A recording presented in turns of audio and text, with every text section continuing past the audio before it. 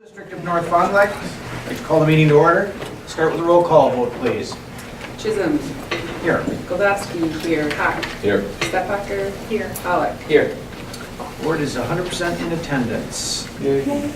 Report on public notice, please. Thank you. Public notices were mailed to WFON 97.7 News, along with 107.1 The Bull, and also the Reporter, as well as posted at US Bank, North Fond du Lac, the Village Administrative Buildings, and also right in the district office. All of that was done on Friday, May 8th, 2019. Okay. Please rise for the Pledge of Allegiance. Pledge allegiance to the flag of the United States of America and to the republic for which it stands, one nation, under God, indivisible, with liberty and justice for all. Thank you, everyone.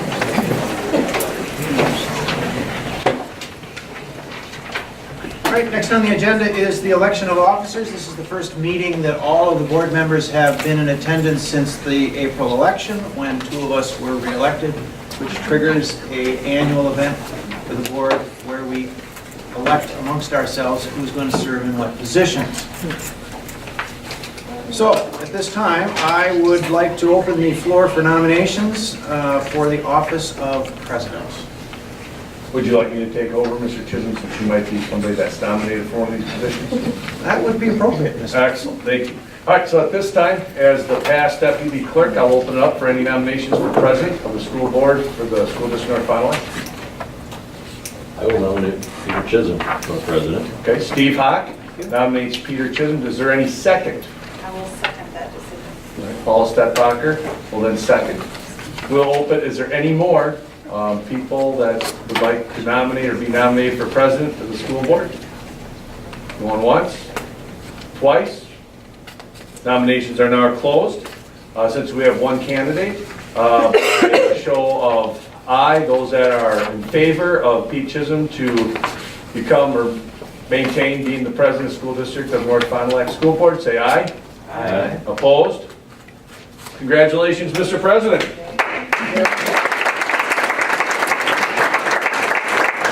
We'll now take nominations for vice president of the school district North Fond du Lac School Board. I'd like to nominate Mr. Steve Hawk as vice president.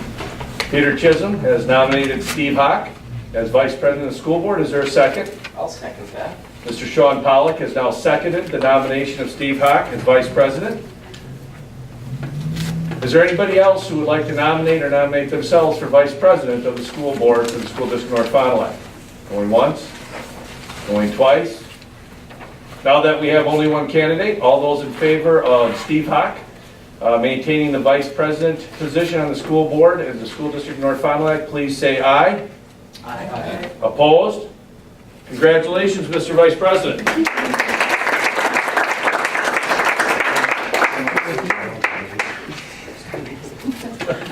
All right, now as we continue on, the next position that we will fill will be clerk of the school district North Fond du Lac. For the school board, I will take nominations. I'd like to nominate Vicki Goldowski. Mr. Sean Pollock enthusiastically nominates Dr. Vicki Goldowski. Is there a second? I will second that. Paul Stepbacher seconds Vicki Goldowski as clerk. Is there anybody else who'd like to nominate somebody or themselves for the position of clerk for the school board of the school district North Fond du Lac? Going once? Twice? We have one candidate. All those in favor of Vicki Goldowski, Dr. Vicki Goldowski, as being the clerk of the school district of North Fond du Lac School Board, please say aye. Aye. Opposed? Congratulations.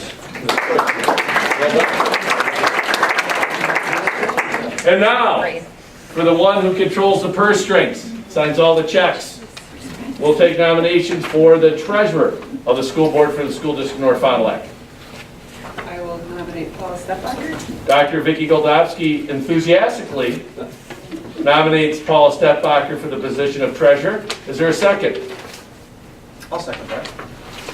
Mr. Peter Chisholm seconds that nomination. We have a candidate. Would anybody else like to nominate a candidate or themselves for position of treasurer for the school board of the school district North Fond du Lac? There's some mumbling. Going once? Going twice? Now that we have one candidate, all those in favor of Paul Stepbacher being the treasurer of the School District of North Fond du Lac School Board, please signal by saying aye. Aye. Those opposed? Congratulations, Ms. Treasurer. All those in favor of having Sean Pollock maintained as a member? No. Awesome. Well, hey, no stamps have to be bought. Nothing has to go through, so excellent. Just don't have to change any Hard station. fought campaign. It was. There we go. All right, thank you very much. All right, next on the agenda is approval of minutes. Minutes for the last meeting were distributed in your board members' packet. Any comments or questions?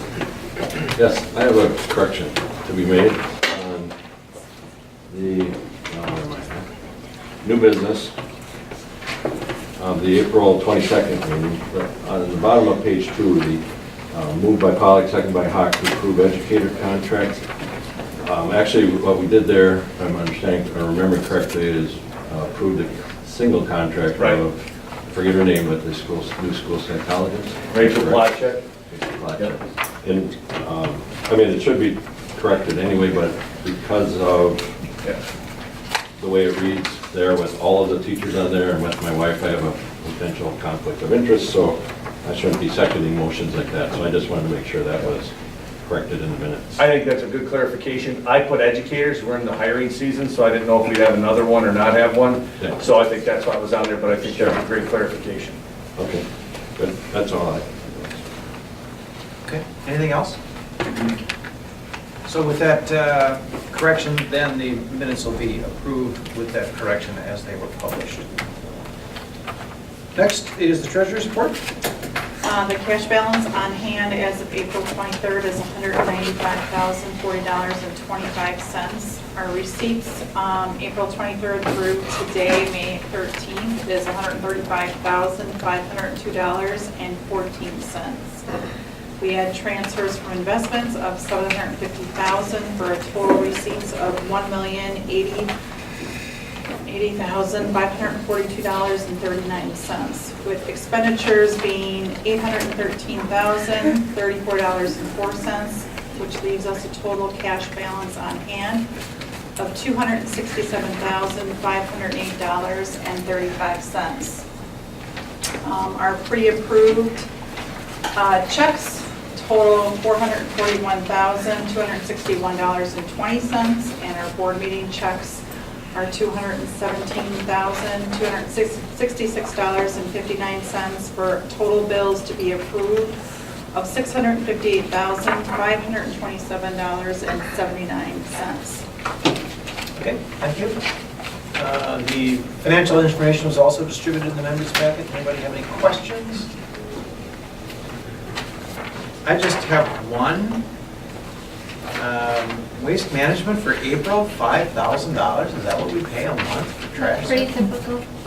But with the building, And with building. there's Oh. more this year. And we had a lot of demo at Friendship. Okay. So what's the board's pleasure on the $658,527.79 pre-approvals?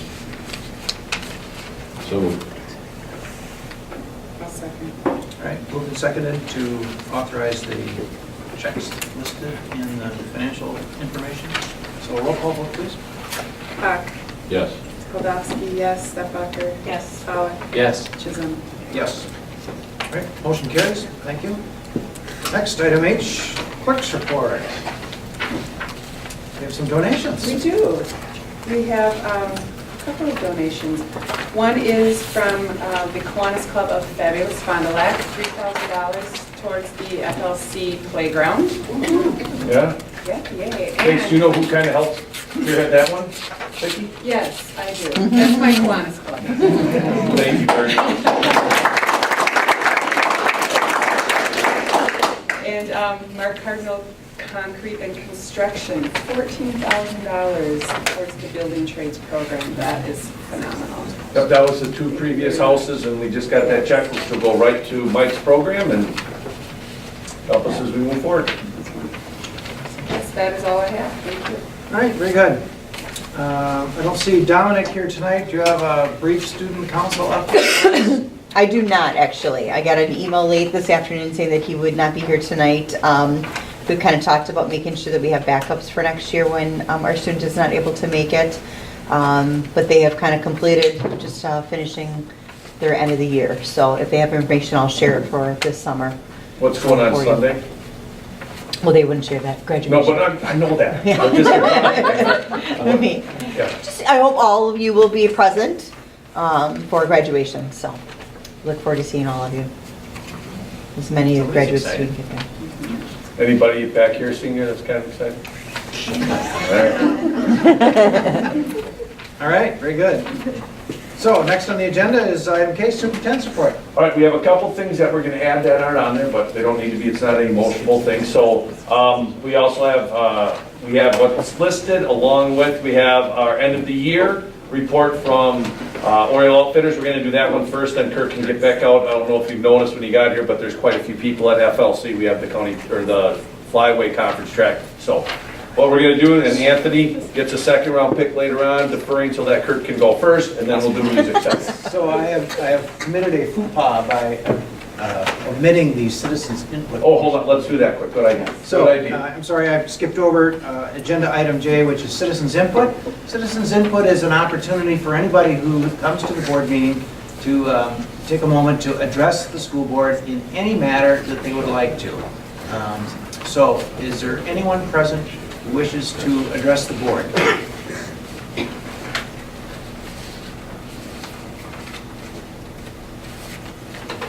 All right, seeing none, I will declare the citizens' input portion of the meeting closed at 7:12 PM. Thank you for bringing that up.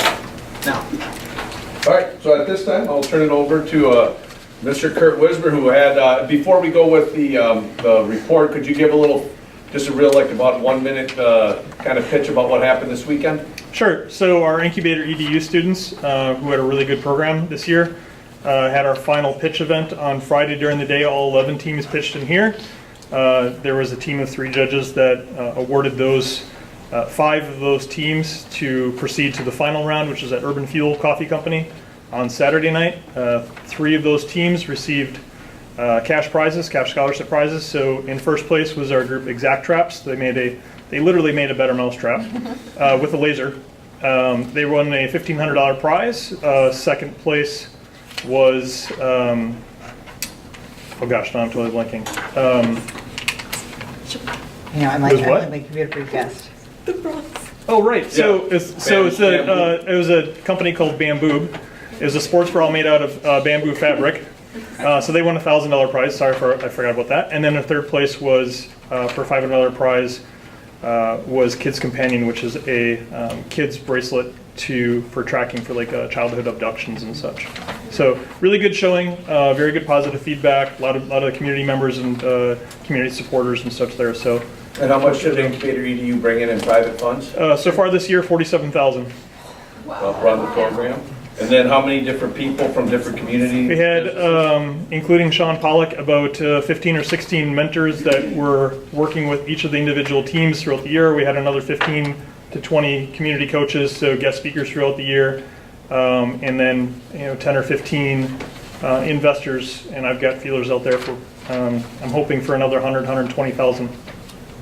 So we're trying to be self-sufficient and be able to keep this so we don't have to continue to go out to the public. We just do it once and be done. Running the program like a true entrepreneur. We try. And if we can just acknowledge, I mean, as you just heard everything that Kurt shared, this just doesn't happen. The hours and the time and the passion that he puts into Incubator EDU and all of his classes is just tremendous, so. just thank you.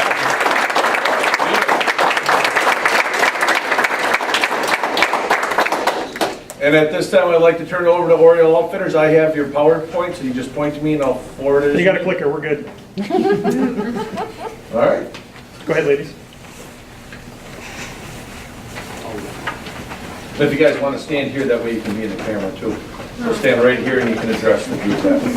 Kind of block me, make a wall right in front of me. Or stand to the side over here. But yeah, face them and.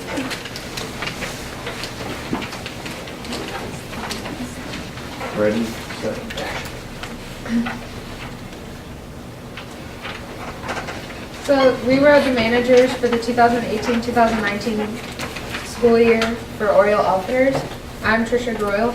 I'm Michelle Patel. I'm Amy Rabadon. And I'm Caitlin King. So about the operation, Oriole Outfitters is ran by the students currently enrolled in the retail management class at Horseman High School. The students learn the basics about running a small business, financing and building and maintaining relationships with vendors. And all the profits go back to support the students at Horseman High School in the form of scholarships, funding for trips, and purchasing new materials for the coming years. What we improved for this year is we have a new school store at the front of the building. We are now open during lunchtimes, all home games by request, and other special events, and we do have 2 new vendors. So my job as the operations manager include maintaining the upkeep of the store, managing and monitoring the store for all special events and operations, managing and maintaining website and e-commerce solutions, monitoring correspondence and email, controlling pilferage or shrink by maintaining a strong security system, and developing systems for paper control of merchandise. My job as a merchandise manager was to purchase and reorder all products for resale, keeping track of all the merchandise, stocking all the shelves, make any changes to the store to make it bigger and better, merchandising and stocking of kiosks, handling clearance of slow-moving merchandise, planning space allocation, determining where certain items should be displayed, and how much space should be devoted to individual categories and new items. As the sales promotion manager, I'm in charge of finding and improving ways to present, display, and promote the products carried using the available store fixtures, as well as handling window displays and display cases, arranging for the use of the media, so Oriole TV, school announcements, school paper, for publicity, and also managing all of our social media, which is Instagram and Facebook, and then preparing promotional materials as well. I was the special orders manager, so I was in charge of like homecoming and overseeing merchandise for special events, including designing the merchandise for sports and clubs. And I developed relationships with coaches and club advisors and maintained relationships with different vendors. Improvements for this school year was we sold considerably more special order items. The roles of each manager was better organized, and the store is more widely recognized by the students in the community. So some promotions that I was able to use for this year was our new website at orioleoutfitters.com. We have flyers, we use Facebook, Instagram. I also held a Facebook contest. There were multiple emails and then announcements on Oriole TV. So the social media pages, there's our Facebook and our Instagram. So I believe last year on Facebook we had about 240 followers, and now we have 340, I think. And then last year on Instagram we had 40, and then this year we're at 100. And so then there are some of the examples of the promotions that I create and post. We try to do it weekly or whenever a new product comes out for special like sport team or club. And then like for the pink out shirts, we really try to promote those. And then I also held 10 days of winter break trivia over winter break. So then I posted every single day of winter break with a trivia question, and the questions ranged from how many principals are there in the district to how many students do we have in the district. And so then customers were able to win like a little goodie bags.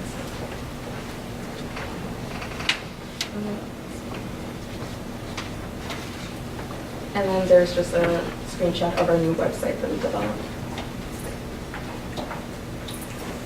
We did increase special orders this year because that's what we focused on, but we did bring in a few new in-store items, the gunmetal hoodies, winter hats, the ladies' boil hoodie, custom socks, and cornhole boards. For special orders, we increased a lot. That's basically our main focus. And we were able to add food for thought. We had wrestling and wrestling conference and wrestling state. The North Fond du Lac Pool actually went through us for their shirts and stuff like that. Can I add something really quick? Just an FYI, so we've worked with Hoppers, we do some of our staff stuff, but with the price and all that Oriole Outfitters came, Hoppers last sold a North Fond du Lac item at Christmas. They haven't sold anything since then, and a lot of that has to do with the availability and the amount that Oriole Outfitters is doing. And then here are some examples of what we did, like the lifeguard, pink out, wrestling, state, student council, and stuff like that. For finances, the starting balance for this year was $4,916.77. The ending balance for the year was $8,897.51. The total in gross store sales, which didn't include special orders, was $5,988.50, and then the total sales were $21,052.75, and then the profits amounted to $4,738.93. So this is a bar graph that shows the sales to profit ratio and the amounts of each category. So the first bar is the total sales, second bar is in-store sales, third bar is team and club orders, and then the fourth bar is our online orders.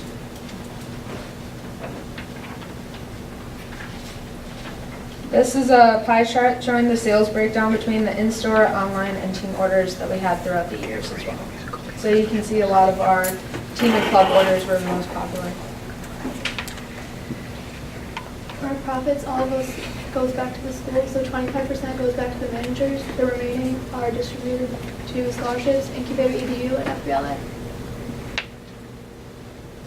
And improvements for the coming school year, we'll try to be open for every important event and bring in new in-store merchandise that isn't clothing, so lanyards, keychains, carpet pins. And there's talking to outdoor kiosks to bring in football games and other outdoor sports, and increase sales and more scholarships.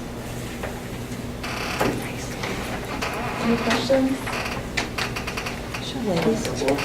Who does all the design work? Like the different graphics, promotions that you did, and the shirts themselves? Well, it's usually Caitlin working with our vendors, and so then she'll give them like a sketch or something, and then they like graphic design it and everything, give us a clue. And then, for example, like the homecoming shirts, like the classes do that. So, for example, I did this one for my class, and so then the freshmen do theirs and everything, and they come to us. We'll sketch something up, send it to our vendor, and then they're able to produce that for us. Sometimes the clubs will also have one of their students develop a design that the whole team agrees on and send it in.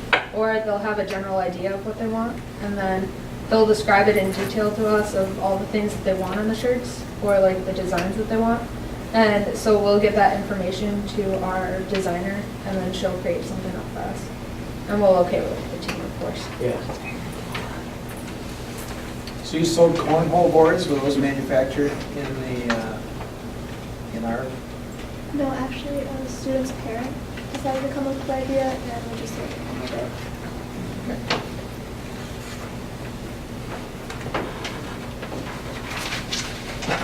Thank you. Great job, ladies.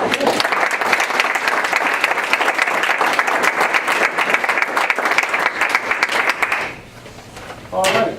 At this time, we're going to have a music presentation, and we also have some music performances. So I will turn it over to Mike and Anthony, and you guys can take it away. And we're going to find out what next year's musical is. That's later on as well. Yes, yes. First off, hey, congratulations to the newest parent of the school.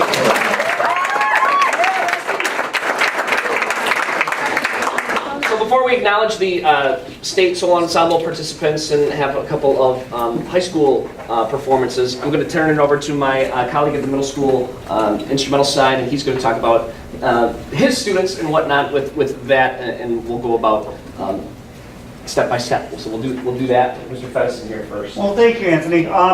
So, obviously, we're here to talk about Solo Ensemble Festival. Great things going on music-wise here in North Fond du Lac.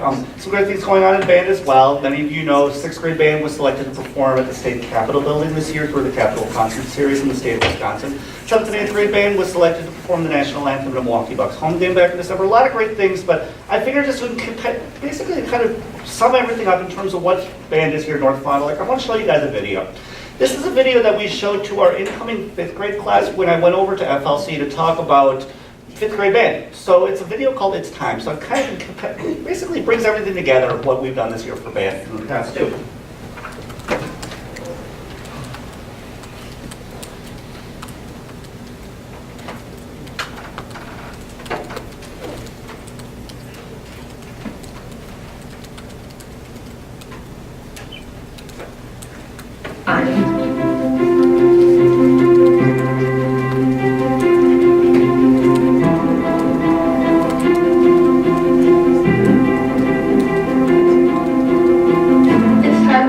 part of something welcoming. Something creative. Something memorable. Something fun. It's time to do something that you've never done before.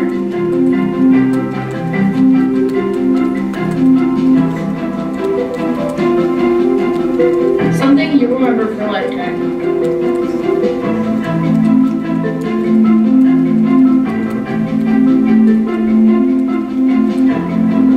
Something where you'll make friendships that last a lifetime.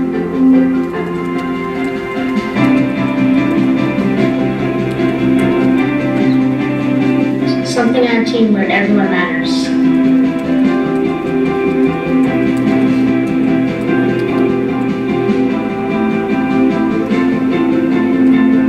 Something that brings everything together.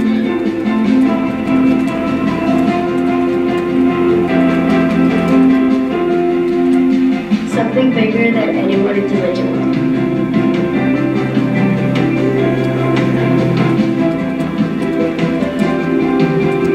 It's time to be a part of excellence. Pride. Happiness. Togetherness.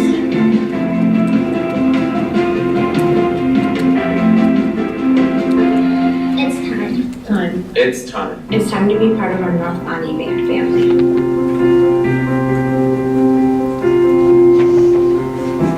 So like Anthony said, we do have some members of our North Lawney Band family to perform tonight. These are two duets that performed at our Solo and Ensemble Festival on March 2nd at Laconia High School, the instrumental version of Solo and Ensemble Festival. They were two of our highest scoring groups in terms of everything. What Solo and Ensemble Festival is, students perform in front of an adjudicator who is trained to work with students and is a master teacher, essentially. They're able to work with students, they're able to listen to them, tell them what's going well, what maybe they could work on a little more, and they're scored on a rubric. These students here had some of the highest scores of our Bessie Allen students, and overall we had about 30 students in Bessie Allen bands perform. So I'd like to introduce the first group performing a piece by Mozart called Andante is Owen Rolfs and Audrina Welch. Okay.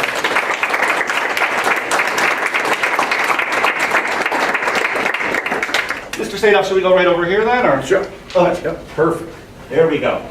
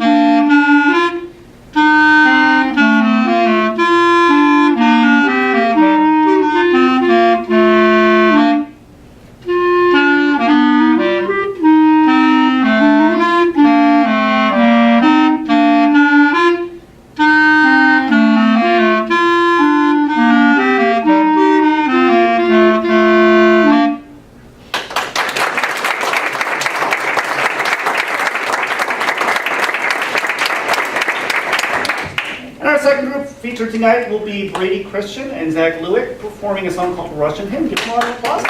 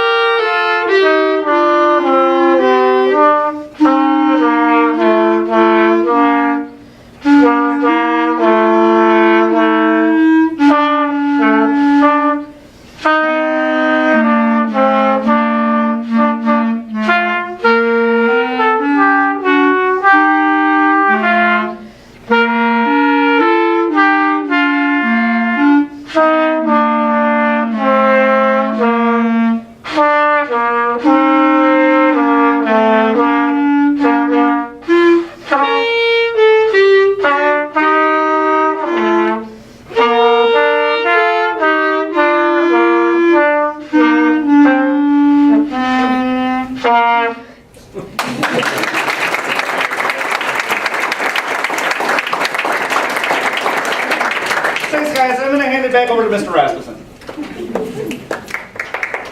Yeah, one more. So on the vocal side of the Bessie Allen Middle School, we had about 8 events perform at the week before at Laconia High School last weekend in February, as well as the high school vocalists. We had 33 events, and then Mr. Scadella's gang the same weekend as Mr. Fedison's group that first weekend in March had about 16 events according to my records. All of those wonderful events, we had 12 events reach state, and I know we have some individuals that were here tonight. I'd like to recognize those individuals, whether they're here or not. I'll read the list, but I'm scanning. I know some are here. Shayla Braun had a flute solo, make it to state. Jenna Catania had a flute, piano, flute choir. The soprano solo that you'll hear later on made it to state, so I'd like to recognize Jenna Catania.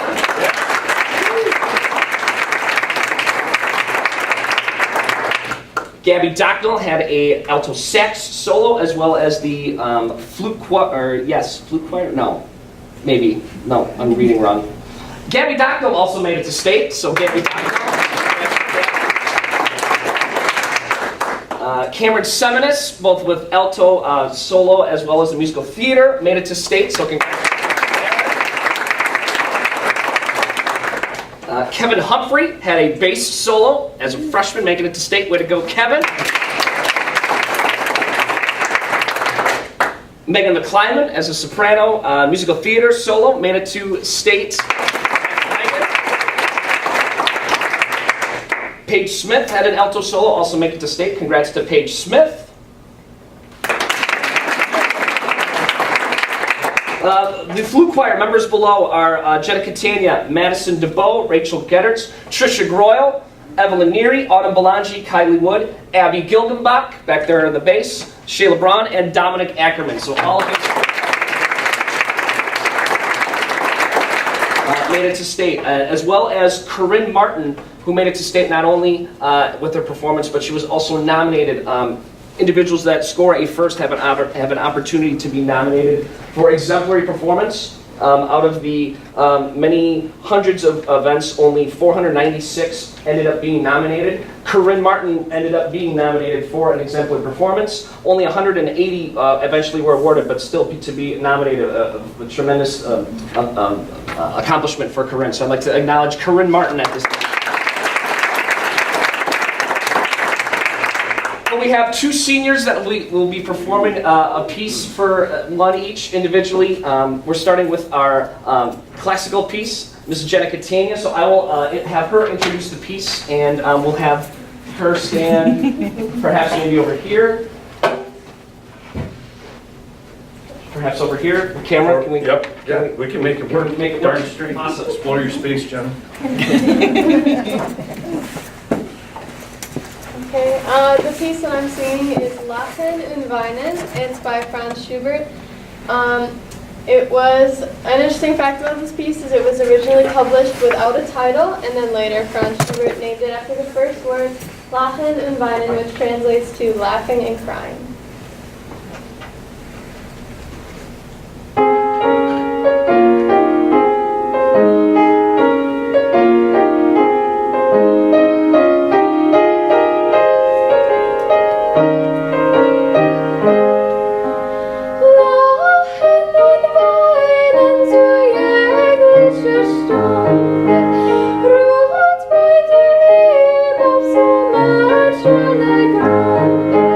Grande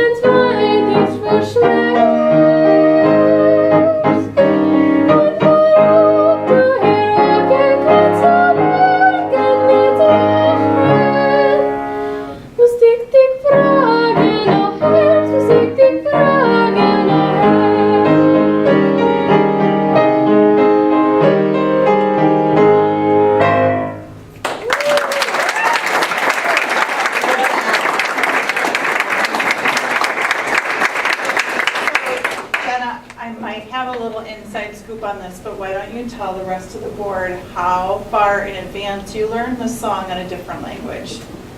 Well, I practiced a lot of my solo song stuff months before the thing because it makes it a lot easier when you're preparing for it. But this song in particular, wasn't it like the day before you really memorized the words?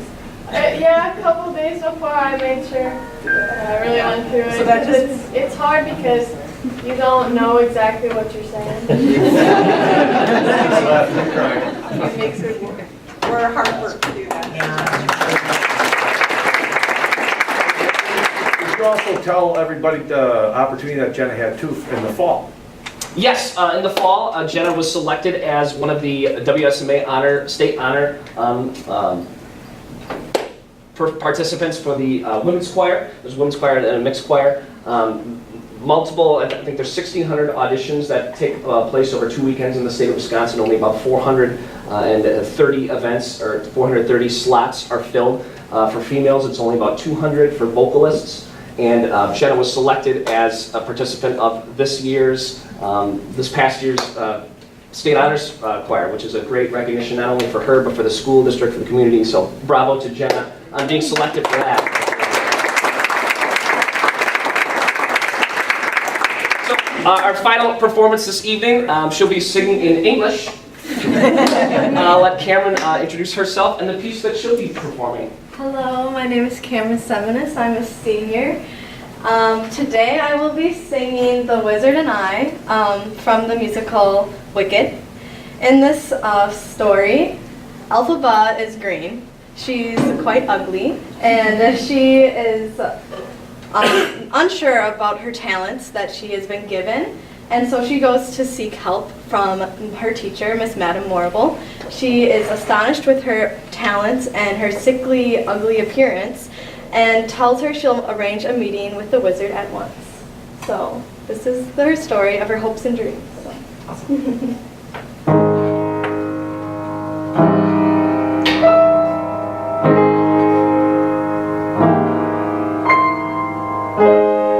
Did that really just happen?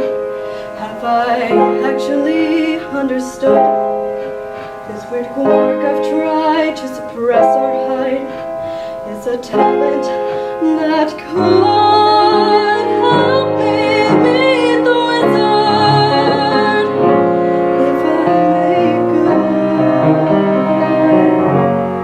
So I'll make good.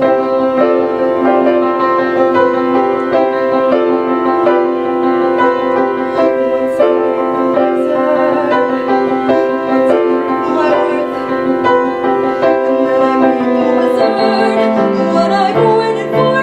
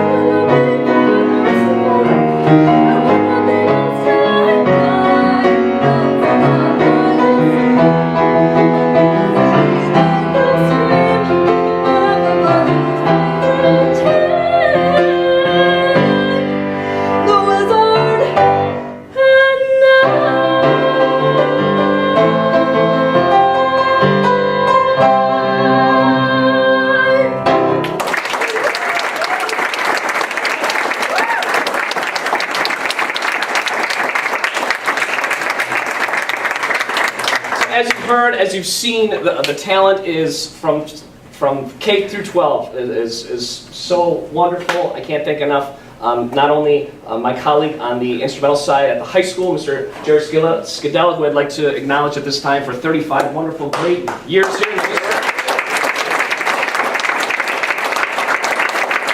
I was fortunate enough to work with him for 6 of those years, so I want to thank him for all his work. I'm looking forward to our continued partnership and wonderful enthusiasm and energy from Mr. Mike Fedison at the middle school, so thank you, Mike.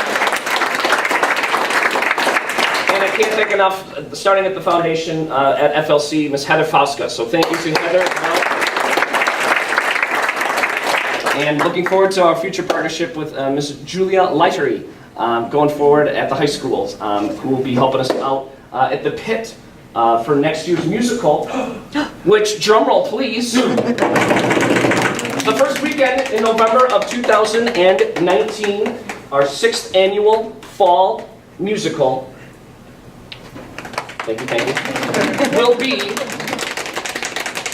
Susical this coming November. Susical.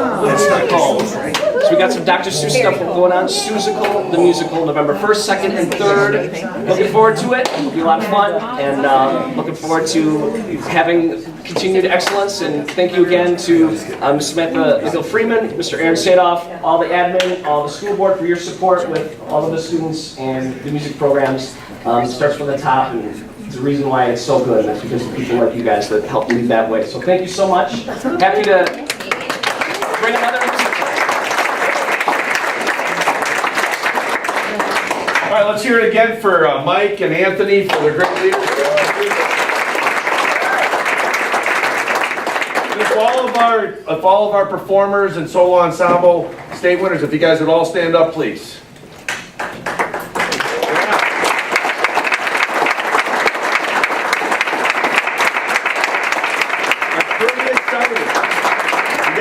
I saw you guys get excited because there are some of our anchors for musicals, so I'm pretty excited to see what's going to happen there. So, but thank you very much. I know as seniors leaving, Tricia and Tricia and Cameron and Jenna, you guys have just been outstanding. You and your leadership and all the other people, we've got one of the most unbelievable musical programs here, and it takes people to inspire the work and effort that you put in, and parents, the work and effort you put in.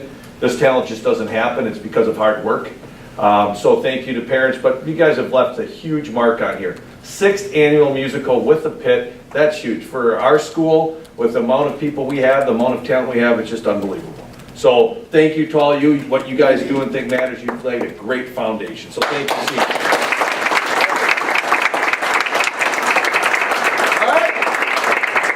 Well, thank you, Anthony. I'm sure you got some feeding to do when you get home. Maybe a diaper or two to change. Mine or my son's? Either way.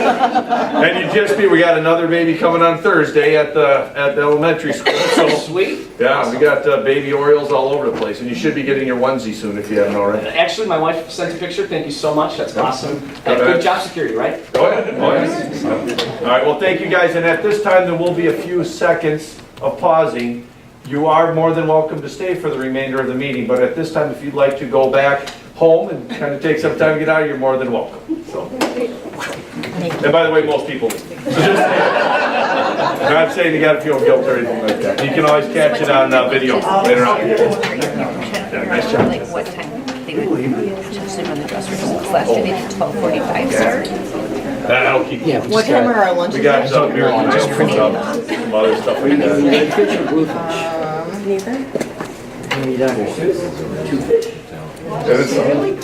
And hey, Anthony, where you at? Hey, oh, there you are. Hey, so before Jenna, we've had a run here of some pretty impressive. So before Jenna was Ben and Andriana, right? The honors. Yeah. So my first, when I first came, before there were no students that ever even auditioned, and now in 2013, when we did have auditions, the talent pool was even so large then, but a lot of kids didn't even know about it. Andriana Meadows first broke in, and then alongside her was Maria Reber. Followed that with Ben Franklin, and now Jenna Catine to add to that already very talented list. So it's really cool. And just because they're not selected doesn't mean they don't have talent. Leanne Babers, phenomenal talent. Never even got what do we call it? She auditioned, but she never even got a, what's the word I'm looking for? Alternate. So there's students that get in automatic, there's students that get alternates and then get in, so, there's a lot of talent that still is yet to be heard, and looking forward to it going forward. So it's really an amazing opportunity for students not only to experience that all-state choir, but also work with the collegiate instructors from out of state, out of region, to bring in their perspective and their lens on things. So. And I just see I think about Maria Reba, I think she was the best dancing drawer, set of drawers ever. From Beauty and the Beast. Yeah, and then Jenna is Wendy, Yes. and Megan McClyman, she is, whatever, she plays a part. I'm pretty excited to see what she does. She's in it 100%, so it's really cool. So, Jenna you got a won chance how to many ask her- awards at Strezic? She won. Jenna, like the several National awards. Choral Award, and then a couple others on the instrumental side. I don't know off the top of my head, I don't want to misquote, but Yep. she's a lot of accolades for I sure. didn't get a chance to ask them, are they headed to music education? I believe Jenna is going to UWO. She's looking forward to joining the choir and remaining involved. I don't know if she's going to major in music, but I know she's going to have it still be a part of her day. So. And Kevin as Captain Hook. Kevin that is- guy gets some he's getting a little more confident. He's got some skill For set sure, right son. for sure. So. And the right attitude to be a diva. We'll be all right. Absolutely. Yes. Yes. Anthony, how many songs did you have to, or did you get to accompany? I got this to. year? I didn't have to. I got to Right. accompany 25 at the district event, and then luckily Tiffany Dolan stepped up for the State Song Ensemble weekend, which I could not attend. So she played the other 14 that went to state that needed an accompaniment. Wow, good job. Oh, thank you. All right. Apparently, Miss Chris Schultz might play later on too, right? Closing piece. Oh, yeah, you can tickle the ivory. She can. Pretty good. She can throw it down. Throw it down. Yeah. All right, so we have two other groups. So first we have Nurse Bridget Amadon. Hey, Bridget, would you mind? I'll just have you guys might have a quick update, then you can get cruising if you want. So we'll go with the Trefford Away update really quick. As we know, they're going to be moving into the World of Friendship in Antarctica. It should be pretty cool. Very cool. And actually, we're just really happy that we have the space that you're giving us. Carrie Jo gave us a little tour, each of us, and it was really nice to see the concept of what it's going to look like in the future and the partnership that's going to happen within the district and also FLC.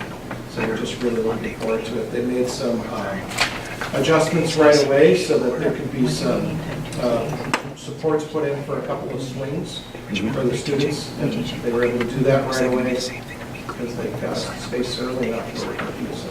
All right, you guys just want to give a quick update. I know we're going through open enrollment now, so we'll figure out our total, all of our rosters by the end of the month, if not sooner.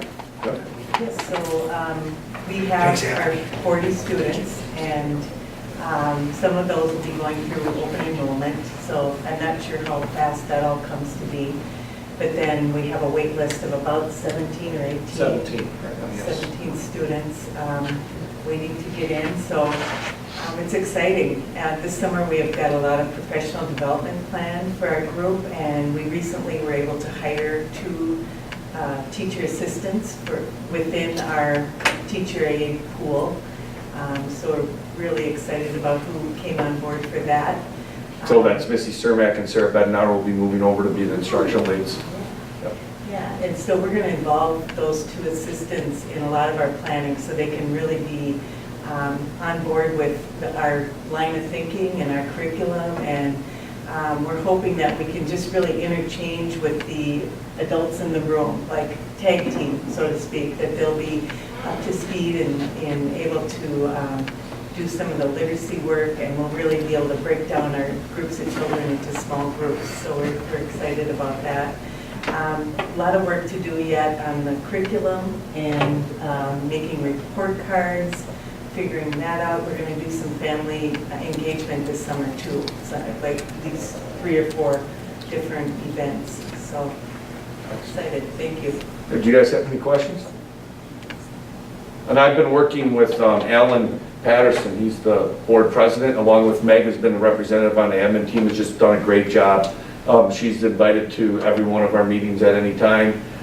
So she's been doing, I think, a great job being that conduit so you guys can focus on the good work of really interacting and doing kids, and then Meg's been able to help with the more of administrative managerial things that have to get done so we can get there. And then the board, working with Al Nurse, they're just all in, they're very thankful for this opportunity. And we're starting, we're at different places, and we're so far ahead now than we were even a month ago.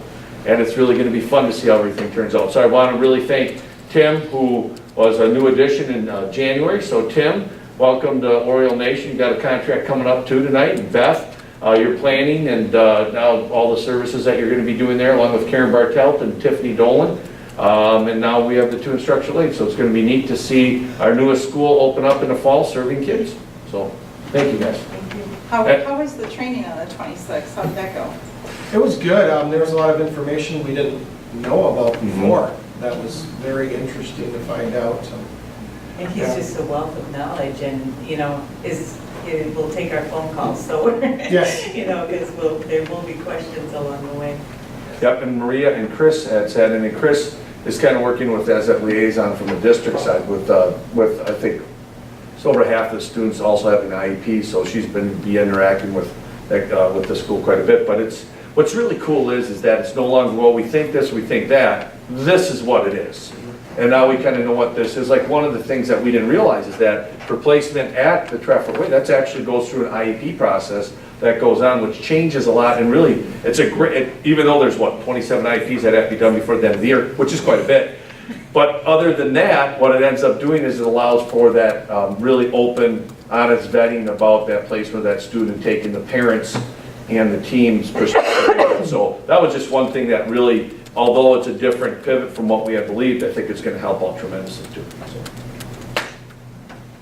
All right, well, thank you guys.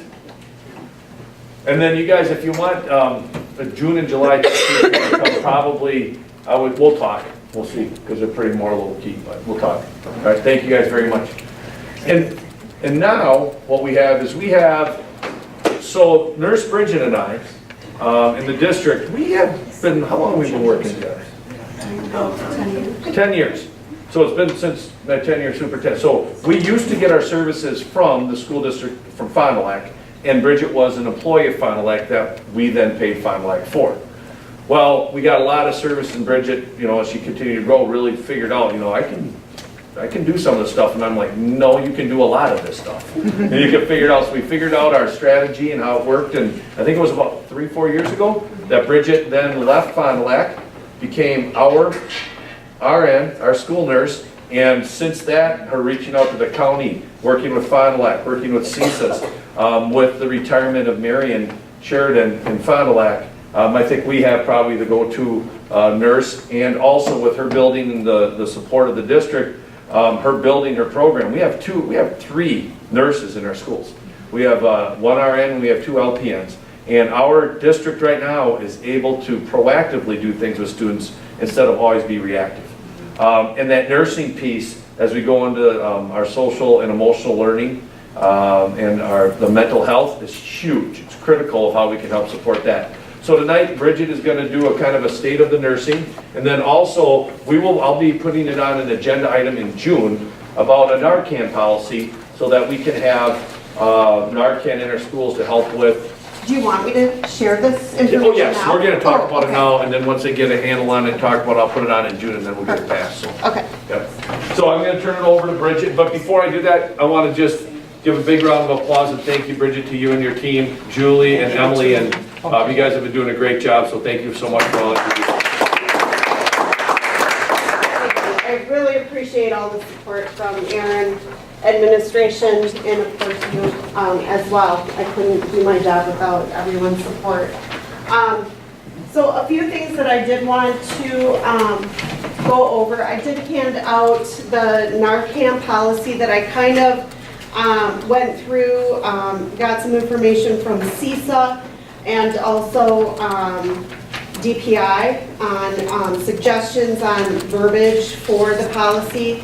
So obviously, this isn't something that's written in stone, it's just something that I kind of put together based off of other school districts' policies and also the recommendation of DPI. So I'm not sure how familiar you are with Narcan, but it is something that you hear more and more about in the news. Narcan is it's a reversal to reverse the effects of illegal drug use, whether it is pill form or injectable forms. And the nice thing about Narcan is if you suspect somebody overdosed, but you're not 100% sure, you can give it to somebody and there is no side effects if somebody was not under the influence of the drug. So the body will just burn it off. It will only reverse, it'll affect the drug itself. I don't know how to explain it any better than that. So it will have no side effects for somebody that wouldn't need it.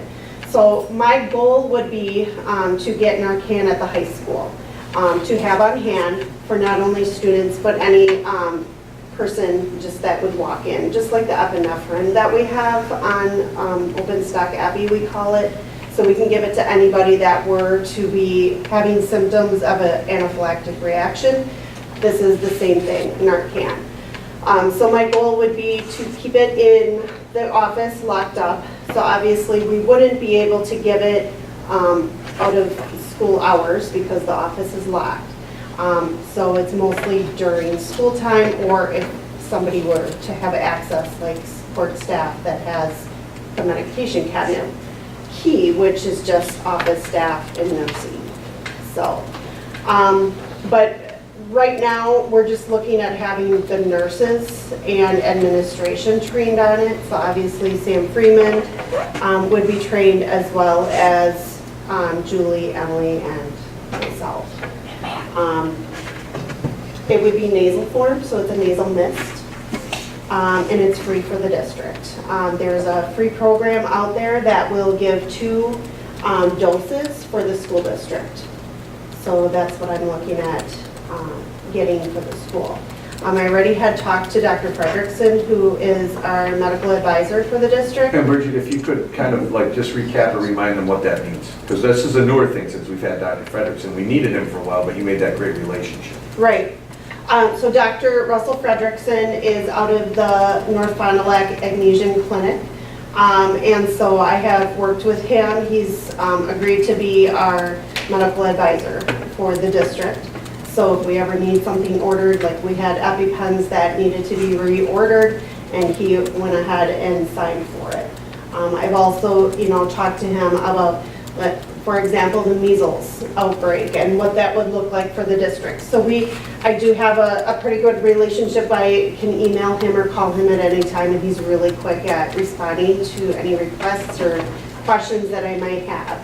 And I mentioned the policy, and he says, absolutely, I'm totally on board. Just let me know if it's approved and what I need to do.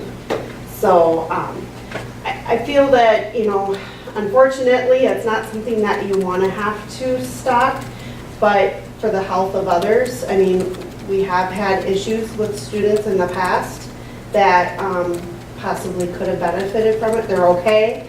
However, it's something that we could have looked into using in the past, and I'm sure it's going to happen at some point in the future.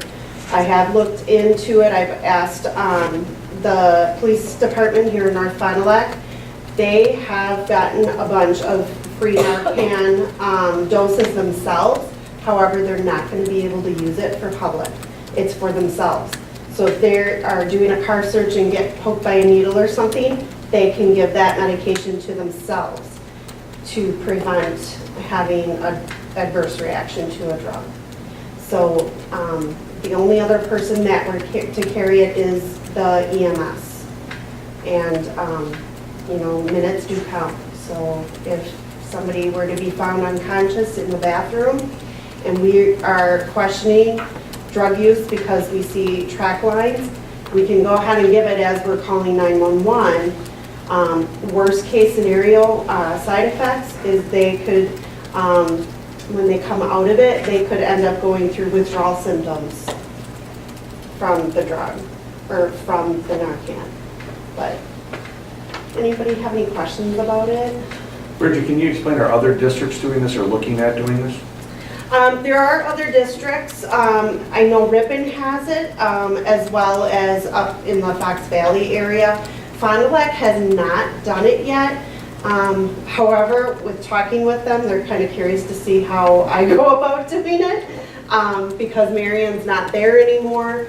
Erin is more proactive in wanting to revise things, but this is her first year in it, and I can't remember her last name, but this is her first year in this role, taking over for Marion, and so she just kind of wanted to see how things are going before she were to move forward with something like that. So I do know the Fond du Lac School District nurse at the high school carries her own supply, because you can buy this over the counter as well. So, yeah. Unfortunately, at the tech college, we just recently had that exact situation of someone in the bathroom, and we had to use Narcan. We got that on. Yep, so I mean, unfortunately, I think it's something that we have to do. Don't like it, but. We get a lot of people who transfer in. So, I mean, we also have some people that maybe the situations they're in aren't always as positive, and things can change quick. Sometimes with kids, the one thing is that their minds aren't fully developed, so sometimes they do things that they're not really sure of the negative impacts that they have on them. So the one thing that I think is amazing about this is if you would take it and you didn't have anything wrong, it doesn't do anything. So that's a pretty amazing thing where there's only an upside to it. And it's one of those things where one thing we don't do is bury our head in the sand, although we like to think of ourselves as happy folk here. We also know that the world is what it is, and we want to be as proactive as possible. And I think this would be a great thing to help us with the difficult situations. And what will happen is, we're just talking about tonight, asking questions, then I would put this as a policy in June, that then the board would be able to pass, and then we can move forward if that's what the board's will. And please let me know if you have any other questions or want more information, and I'll do my best to provide that for you. Okay, and then on a happier note, we're going to switch the totem pole here, and we're going to talk about pet therapy just real briefly. I am looking into organizing some pet therapy at the middle and high school for next school year. There are more and more studies coming out showing the positive effects of using pets at schools. Lots of programs out east. New York State has their own program called the Muddigree program that you could purchase, and they end up having like different things to use the dogs with for different situations and such. So we're going to start with the middle and high school next year. We know we've had a dog in the high school before with Jim Knowlton. He has his own dog that kind of follows him around, but the kids just love her. Harper always, puts a smile on kids' face, and we haven't really had any issues. But for me as the nurse, I am looking at, who could possibly have a reaction. Right away I'm thinking allergies. So we are talking about getting everybody to have an approval by a parent in order to participate in the program. And the easiest way we thought of doing that is to have it part of the online registration. So it'll be a mandated field. I'm working with Kayla Dieter on that, to have the parent either indicate, yes, they give permission, or no, they don't.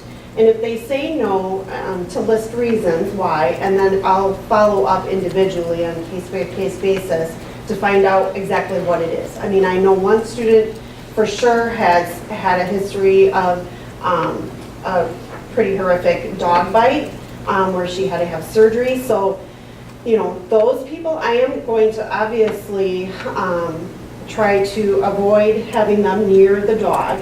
We're going to designate different areas. We have a very small group of staff that is willing to participate in our group. So right now we're just in the planning stages. So we're going to look at developing like a slideshow for kids as to what are the classroom expectations when there is a pet in the room.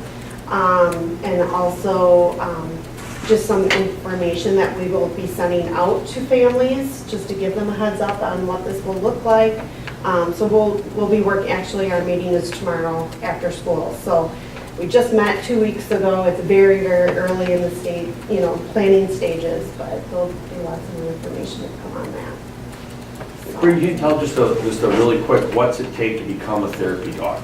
Like, what's it take? Like, because we got staff saying, I want to bring my dog. Yeah. What's it kind of take? Yeah, so I have put together a form, and we have to have them certified as a pet therapy dog. Joe Schmo can't come off the street and bring his dog into the school. They have to be certified as a pet therapy dog. And what entails the training is they have to be, they gotta have, like, somebody that is specialized in pet therapy training will assess the dog in different situations. They will go, take them to the public library or take them out into the community and watch the behaviors of the dog. And they're very, very particular on what they can and can't do. Like, they can't bark or jump on people.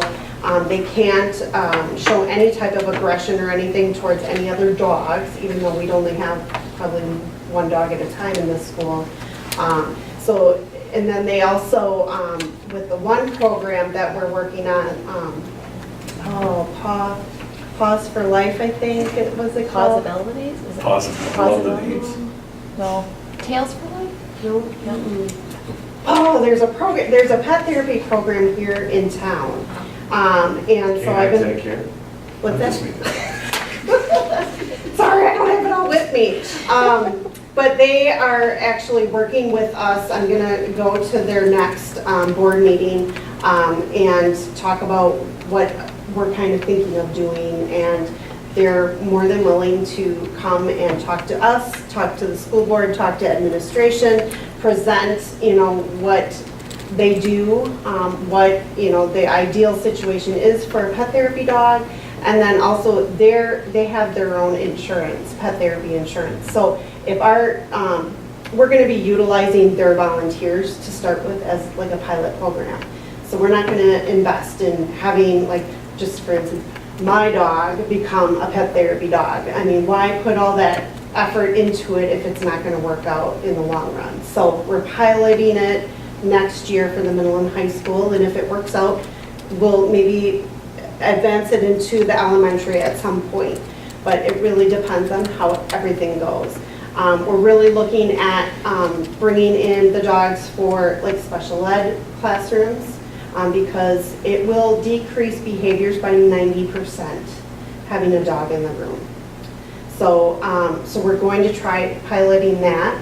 We're going to try bringing dogs in for like state testing so that kids can have that break in between the tests or beforehand just to kind of calm them down a little bit or even afterwards. So we're trying to come up with all the different, great opportunities and locations for where we could utilize the pet therapy dogs. So it's exciting. I'm really excited to see this kind of come to fruition because it's really cool, when you read all the research on that, so. Any other thoughts, suggestions, comments, questions? I guess I'd just be interested in more information as you gather. Yeah. Like I said, Typical day, typical hours of what actually happens. So for a typical one dog, it's recommended that they could be in a school for up to 6 to 7 hours a day, but only 2 to 3 days a week. So because it is a lot of stress on a dog, they don't recommend them coming 5 days a week to a school.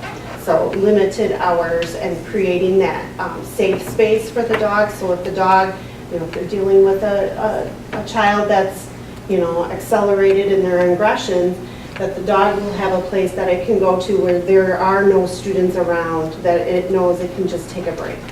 So just finding out all these little details is really important too, because we want this to be a successful experience for everybody, dog handlers, dogs, and students and staff. And we are really lucky to have Harper because Harper has her a kennel in Jim's office, and I mean, she's just awesome. Like Carrie Zank will take her to a math class if Jim's doing something. Is like, hey, these kids need. We've had kids come down and say, hey, I'm really struggling today. Can Harper come by me, or can Harper come in my class? I mean, Jim gets a lot of requests, and he will say, you know, I mean, because Harper is here most of the time, 5 days a week. Not always, but most of the time. She's done by the end of the day. I mean, she's exhausted. She goes and sleeps, and I think at night, you know, done. But it's just amazing what she can do for kids. Amazing. In the post-secondary colleges are using pet therapy animals. You see it. It's definitely a growing trend, so we wouldn't be the first. K-12. LAX, the airport in LA, Marjorie uses them there.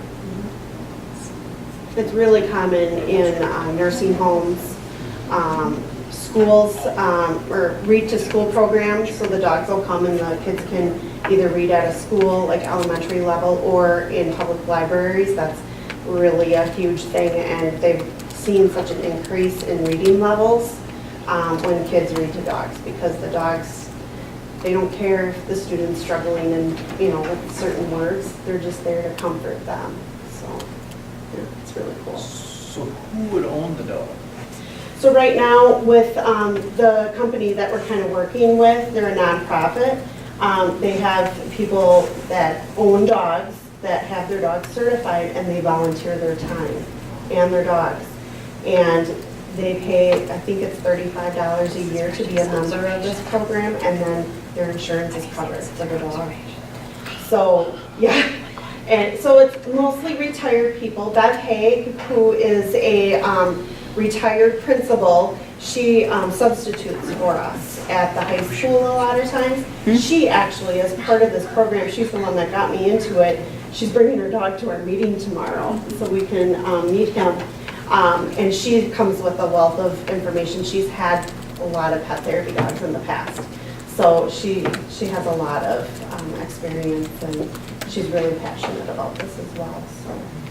Will that person handle the dog during the day, or do they just? Yep, oh yeah, they have to be with the dog at all times, because one of the things we were hoping is to have the dog go with like our school counselor, so that when there's a student that's really struggling, the dog could go with.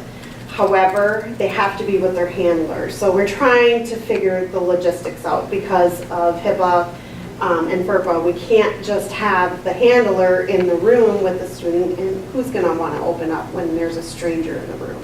So we're trying to figure that out. I know Sarah McDowell is in the process of getting her dog to become a pet therapy dog, and she was so close to doing it. And then when she heard that we were thinking about starting this program, she's, you know, thinking that maybe that would be something that her dog could participate in. And then if that were to be the case, she would have our middle school counselor become a handler with her dog. And so that then she would be covered with the insurance as well. And so it's something we're kind of looking into. So we're just in the... Bella's a big chocolate lab. Yeah, big old baby. Exact opposite of Harper. Exact. Be twins like Danny DeVito. Jeez, that's a good movie.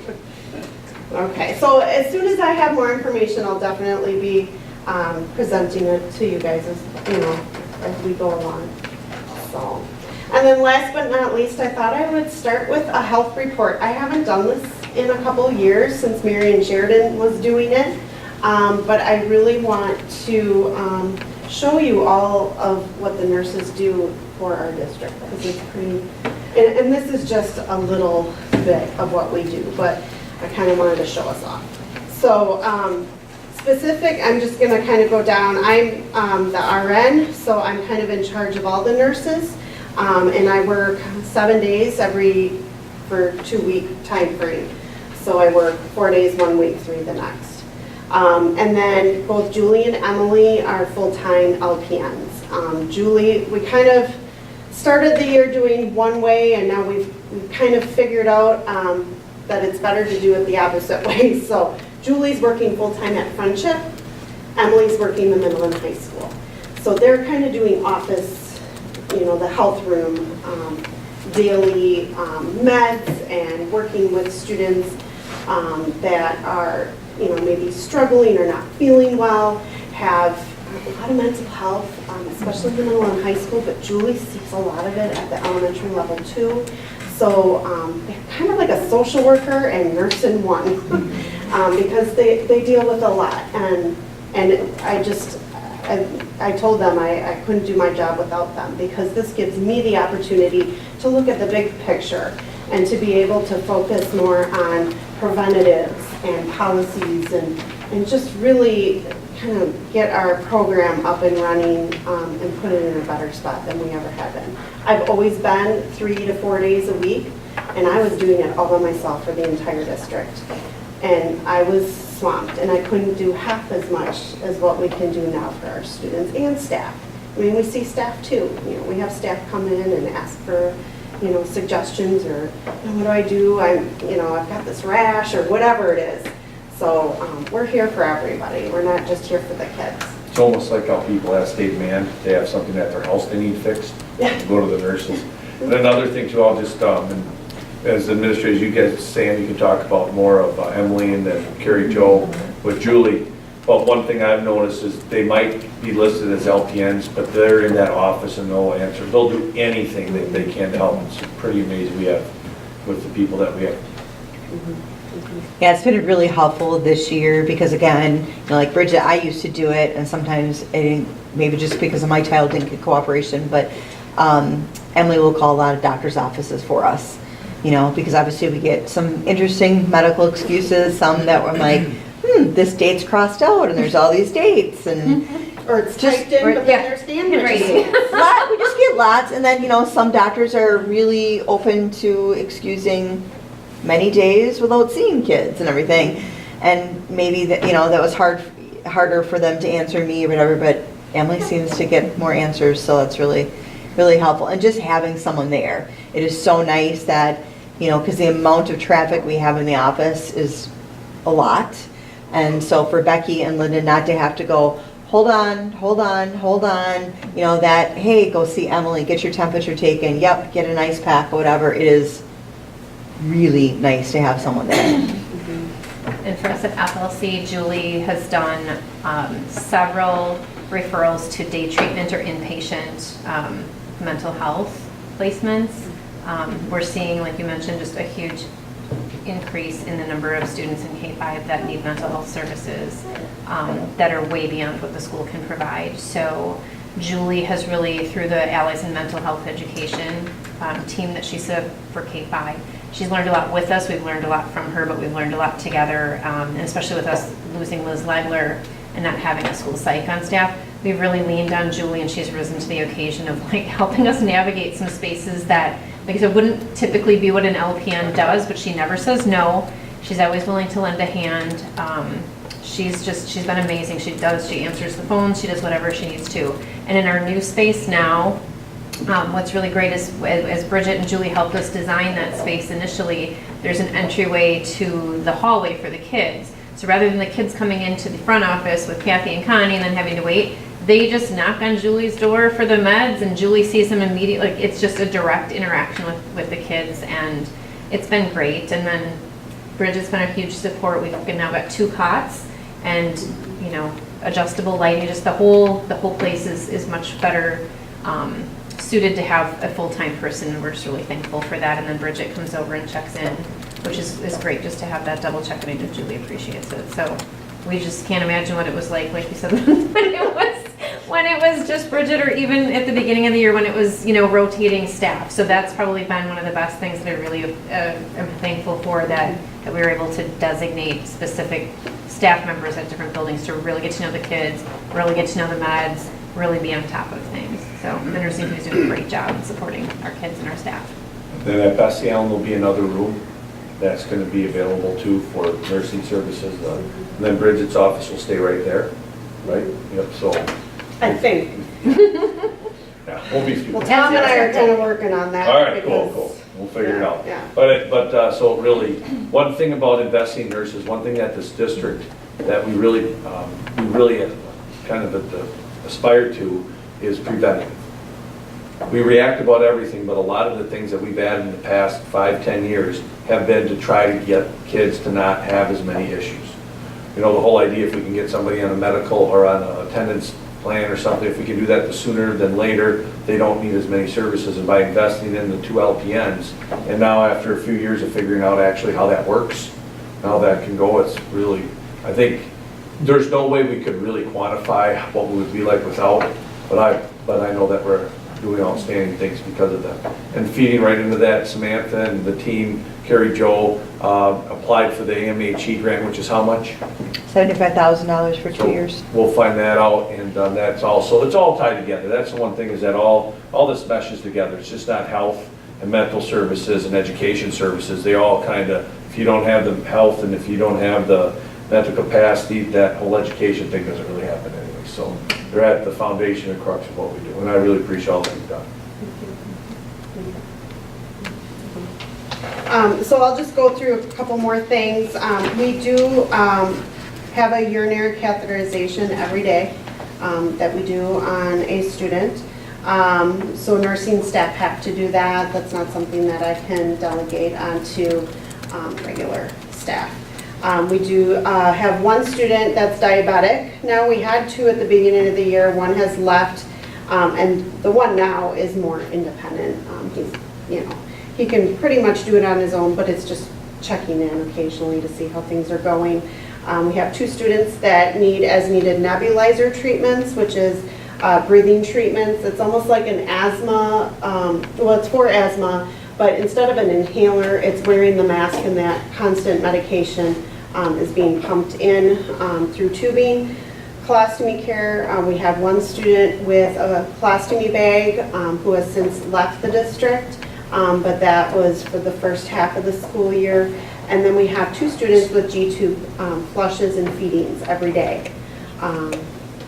So that, the G-tube flush and feedings, we do delegate that to regular assistant or staff, support staff, with the nurses checking in with them on a pretty regular basis in the classroom. Medications, we have daily 48 meds daily for orders throughout the district. For non-emergency medications, we have 91 orders, and prescription orders for emergency or urgent medications, that's like EpiPens, glucagon, or Diastat and inhalers. We have 67 orders for that. So I do screenings every year. I do vision and hearing screenings, and I do 4K, 5K, 1st, 3rd, and 5th grade. I used to do it every grade, every year, and it just got to be too much.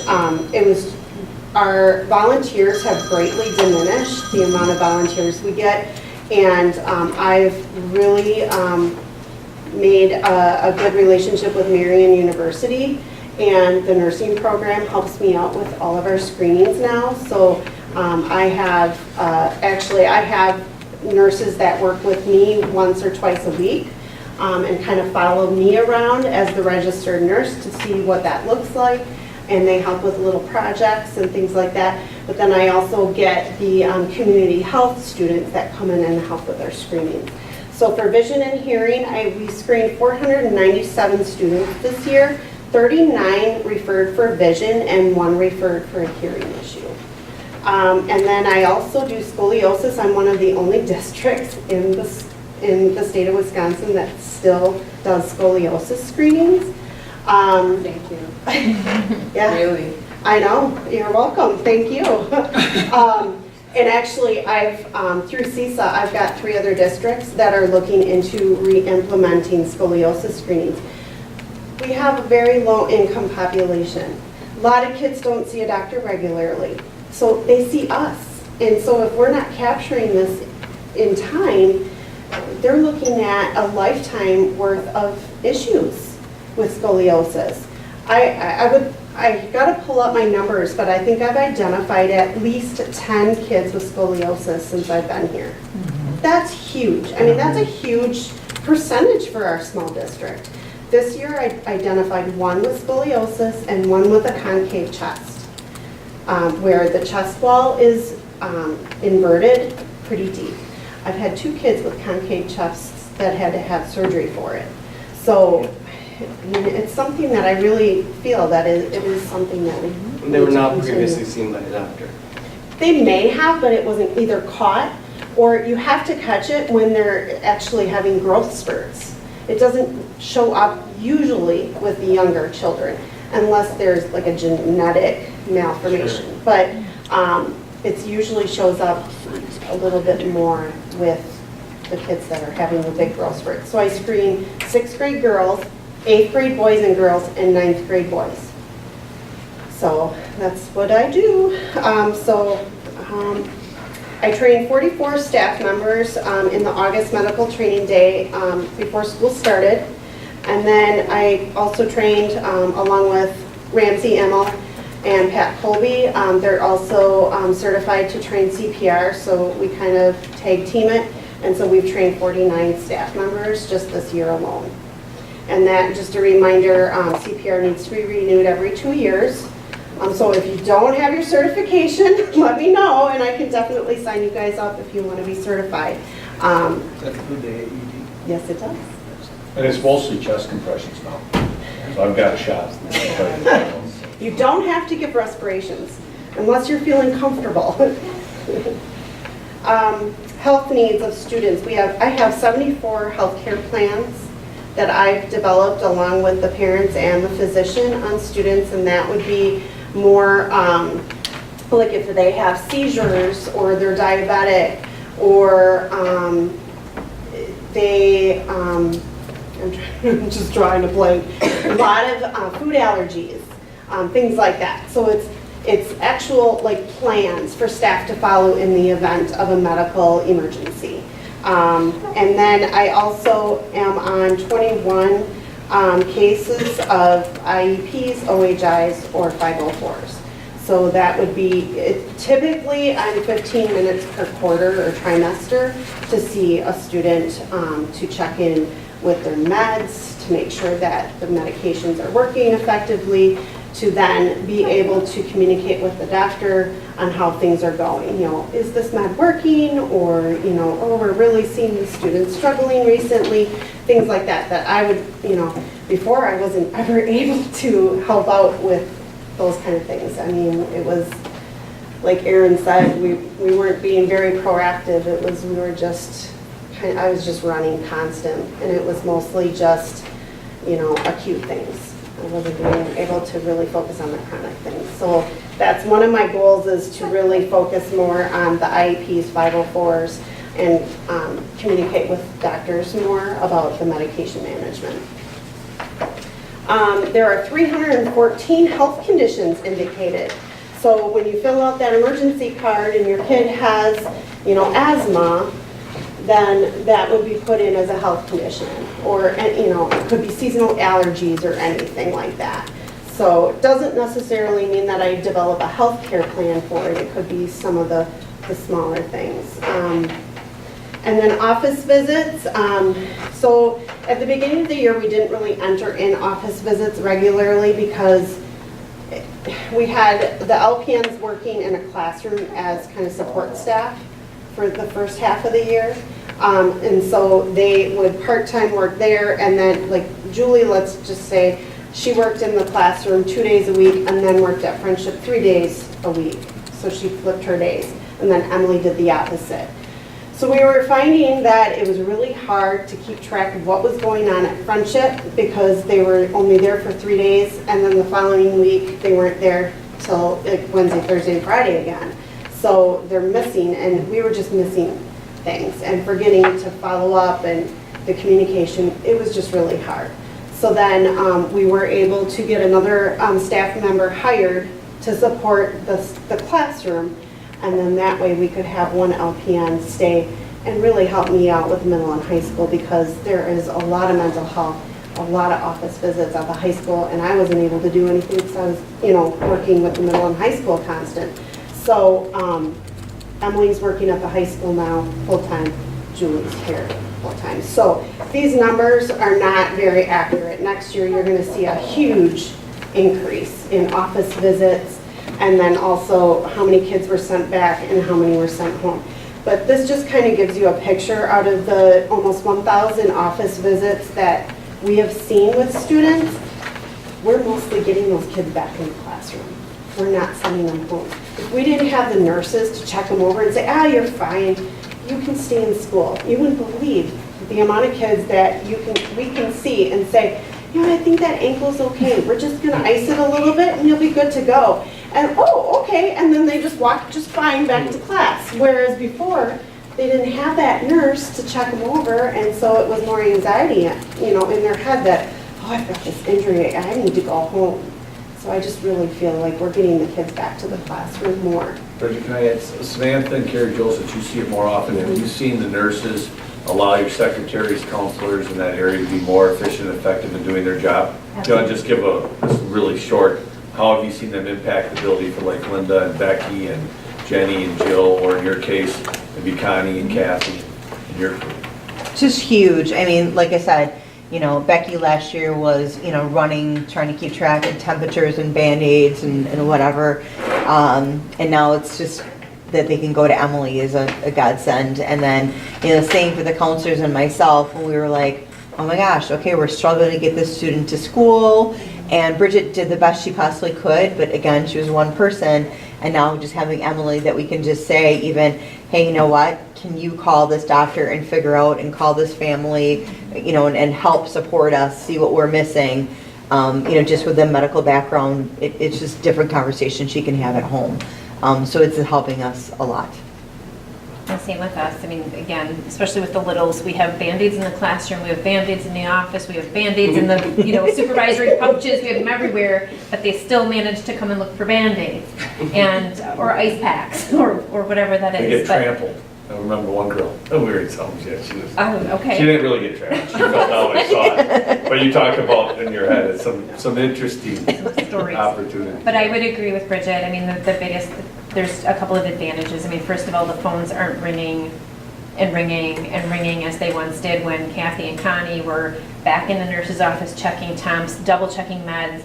I'd say our med incidents are probably down with with having the one nurse here, because if any time a med is missed or anything like that, then that has to get charted, calls have to be made, then we're freaking out about, is this going to have an impact on the student? And I think overall, Kathy and Connie feel so much more comfortable knowing that they're really the backup to Bridget and to Julie as needed. And then in Erica's case, I think again Erica's out on maternity leave now, but Emily Olson, who's filling in for her, just kind of looking at that dynamic. Again, I think Julie's really stepped up in that space, and her confidence has grown quite a bit through AMHE and just, like I said, working through some student cases. But when we now have a student who is having an upset stomach, really, because sometimes we're like, well, I don't know. Well, now we're looking at Julie's plugging into our school counselor. She's plugging into working either with me or with Lauren Biolo. We're looking at all of those things going like, is this a medical thing? Is there more going on? What's happening? So that synergy is there that I don't think would have been possible before. And I think also just that attendance piece, where before it's like, it's just they're either here or they're not. Like you said, we do ask Julie to kind of follow or help us with that a bit. Not following up with the families, but again, just looking at, do we have a release of information on file? Can we follow up with that? Is that child seeing primary care physician, or are they seeing a counselor? But just, again, completing that communication loop has been really great. I have one question for Carrie, Jo, and Bridget. You mentioned that there's been a notable increase in mental health issues at the K through 5 level. Can you K-12. Yeah, it's everywhere. Yeah, everywhere. Ever since I started here, What are you seeing? it's dramatically increased since I started here. In what way?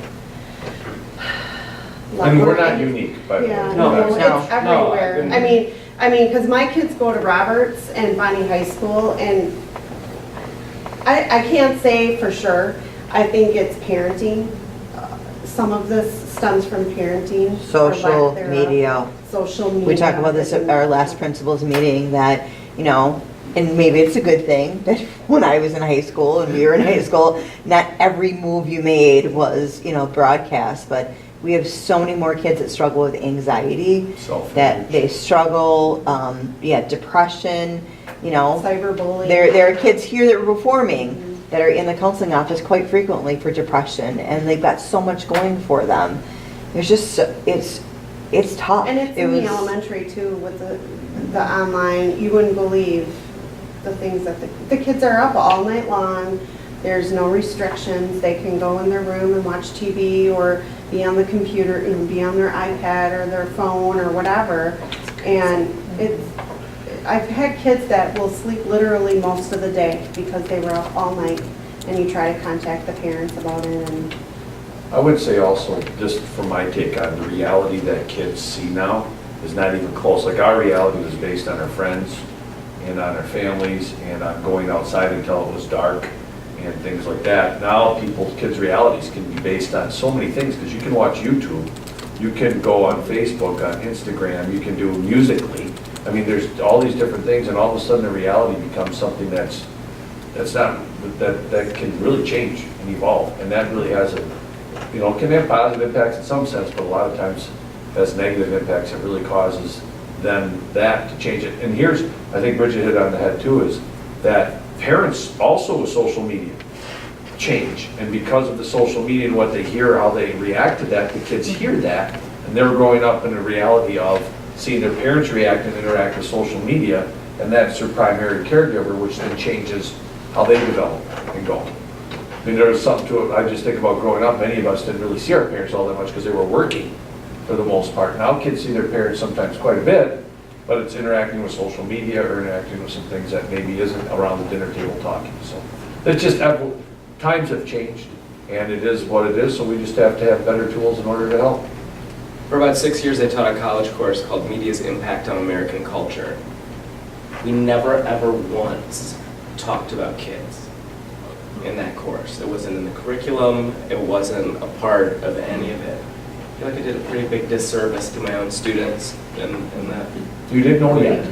Yeah. No, that was 10 years ago. So, there's a vastly lot of different. change in 10 years. Kids didn't have phones 10 years ago like they do now. And I would say for us, I mean, at Friendship, if kids, and I would say the number of kids carrying phones at Friendship actually is decreasing, which is a good thing, but kids turn in their cell phones into the office in a basket.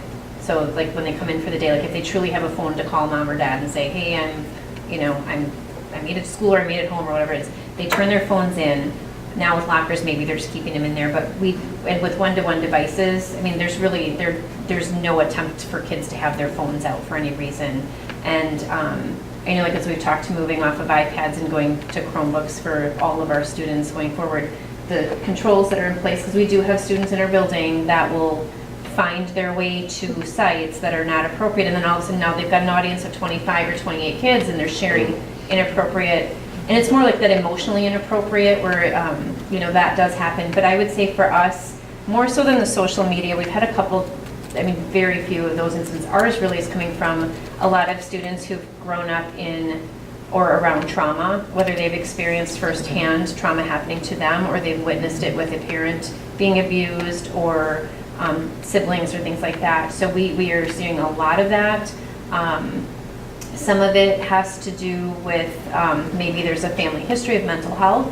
We're seeing a lot of that, and I think, like you said, it just kind of comes down to there's that when parents are on social media and if they're seeing things or getting anxious about things, that anxiety, we definitely see a lot of that projected on some of our students that we're concerned about as well. So then they're anxious because the parent is anxious and they really just are struggling in that space. So The good news any of those is things. the brain has plasticity to it. And if we can figure out, that's why the AMHE, that's Allies in Mental Health, why that's such a big deal is that you can help kids and people that have been through trauma. We're seeing more and more of that. It isn't just because it happened, it's done. But it takes great programs, great training. So that's what I'm really excited about, is working with understanding that it's a whole child and families. And the whole thing, when you see a list of all the things that our schools are asked to do now that they weren't before, who cares? It is what it is. And our schools have evolved, and we are the center of the community.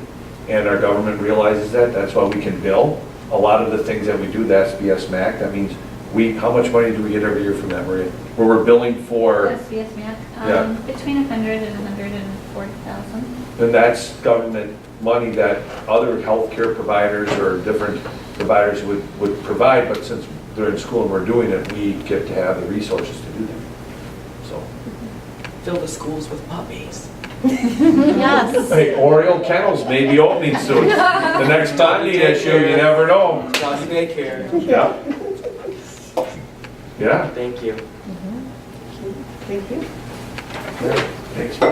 Sorry it took so long. No, it's all right, it's good to know. These are some of the things that it's good for you guys to know, because you never know it's happening, and if you do, you don't know the intricacies of it. What I love about our district, our health team, all of our teachers is, we don't dwell on problems. Sometimes some people do, and it's hard sometimes, but it's how can we fix? It's not like, look at what society's giving us, it's like, here's what we get to do because society's doing this. I mean, we should probably, it would be great if we didn't need 3 nurses. But because we have 3 nurses, that means kids get better service. And if kids get better service, and they get better health, that means that everything's better. So it's kind of great where we embrace our roles in this community, and then go from there. And I really appreciate what you guys are doing with the pet therapy. Why not? Yeah. Why not? Pretty soon we're gonna do some, mandated yoga. It's gonna be good. All right, let's rock and roll. Staffing, we've got 2 positions still open, elementary special education position and an elementary special education position, right, for teaching? For Right. special education? Just the one? Just one. Yeah, because we have Brad for tonight for middle school. And then we have, and I have to just give a big shout out, Adam and Mike are at the same baseball game in Plymouth with their kids. Actually, Adam's one of the managers, so he's in the dugout with them. But I have to really give it to the administrative team. We have a list of other supports and personnel that, as we see the budget open up and we see what happens, that I am poised this summer to have some really good thought processes of what we could add to our group that helps support kids. So I want to thank you guys for that. So we're good right now. We're looking at some of our staff that increasing hourly wage, some that we're going to just kind of wait, so we'll see what happens. Did you find the other custodial maintenance? Was that filled? Dave's interviewing tomorrow and Wednesday. Pretty excited too. He's going to actually, Ron's involved with that too, where the big part is machinery and outdoor, kind of making sure that all of our great grounds are all taken care of. And so Ron's going to do kind of like a non-formal tour, be able to do the formal thing so he can kind of get an idea of what the person's like. Because we want somebody who's not only has the skills, but has got talent and is decent. Because they're going to be asked to do a lot and be very self-motivated. So, yep. Then other than that, I think we're good so far. Physics. Yeah, physics, yeah. Not working. Yeah, we'll have that post for the next 15 to 20 years. Yeah, physics. Why? Got 1 class. They need 1 class, and not 1 principal in this area has 1 teacher they can give up for 1 hour. And we don't have anybody that's qualified that wants to teach it, so. They're full. You guys want to pick up physics? You're kind of doing that at property, aren't you? You don't want, I took a physics class, you don't want me teaching others. All right, that's cool. Not in that, not in that. At least you're honest. All right, so now for the rest of the year, June and July, the administrative team won't be here. August, I have the wrong date, but August, instead of having a special meeting, I like to have on the 26th, I think it is, which is that Monday. I put 24, but I think it might be 26. It's that Monday of our normal meeting. What I'd like to do then is have a meeting starting at 5. So then we would have the administrators where they would report on what their goals were, because it takes time now to get all the information and data, report back on that, and then also that will be the first week of in-services, so they can also then talk about what their goals are going to be for the next year, and more information there. I've also told them that then we will have the meeting, then we'll go into close, I'll talk about the evaluation. So it's just been crazy right now in order to get everybody evaluated and everything in. And they're fine with just waiting, and then we can talk to contracts and evaluations. I'll have that all done already. I'll probably foreshadow some stuff in July before they come in August, but I think that could work pretty well. So yeah, you can cruise if you want to, unless you find this just really. I was really impressed with all the Aren't those- performances. It's insane. All right, thanks, guys. Thank you. Thanks, It is Jay. insane. Bye. Have a Like, good night. I thought of Ben as the lion, Ben Franklin is the lion, the Wizard of Oz, and some of them, just their performances are just. Who's Belle? I know the tall Frank kid was the beast, but who is Belle? Bella? No, Bell and the Beauty and the Beauty and the Beast. Beast. Who played the lead in Beauty and the Beast? Paige didn't do that, did she? Adriana was the chandelier, Lumiere. Lumiere. That's, okay. Was it Maria Reber? No, Maria she was Dorothy. That's right. Yep, she was Yeah, Dorothy. who was Beauty? Oh, gosh, who was Beauty? We'll figure it out. Oh, Okay, then the cell tower lease special meeting, we'll talk and close about that. Steve came through like in the next day with some great information. I got the contract back from the US Cellular, sent the information Steve sent to me, to our attorney. He turned around in the day and has some good points about here's what they're doing, here's what we should probably look at doing. So there's some things we'll have a conversation about. And then before we would have that special meeting, I just want the board to be okay with what that contract would be. And I think there's some things that US Cellular might want to or should do in order to help that happen. Administrative team reports, and the new one that I sent, I did have Bessie on Friendship and BAMS are in there. Ton of information in there. If you want to get educated about what's going on in each one of the schools from the beginning of the year till now. Also, there's dates in there, there's pictures, a lot of stuff. So instead of going through all that now, but if you really want to get a really good snapshot of what's going on in their schools and have information, that's a great place to be. Project Grill just killed it. Huge. I mean, I went out there, and the thing about Project Grill, it's not just the grill, it's the process that they go about doing it. You know, there was always this talk like we should build grills. The grill has nothing really to do with the program. It's all about going and visiting all these different 9 companies. And then those companies coming in and talking, and then Will Furman putting together a video and doing the speaking about things. You know, it's just an amazing thing, and ideas that these kids have. So to have Besson show out of 9 different schools, you know, pretty cool. And what Paul Helm and Mike McDowell are doing back there, $14,000. What was it? It was the bags for Walleye Weekend. They used to rent these bags, cornhole, like $5,000 from this place in Illinois. So Mike says, this is silly. We have a good relationship with Fond du Lac Festivals with Walleye Weekend. I mean, they make like 20 sets of them. If they cost them $60 each, that's what they cost them. So now they have like 20 sets of them that they made for Fond du Lac Erie Foundation, who give us, they're not Fond du Lac Festivals, who give us a donation. And then I think they're gonna let the village use them for Pride Day, or not Pride Day, what do we call that now? Funny. Funny Fest, so it's doing that. The trophies, McDowell, Mike and his team make the trophies and plaques for I can't tell you how many different things.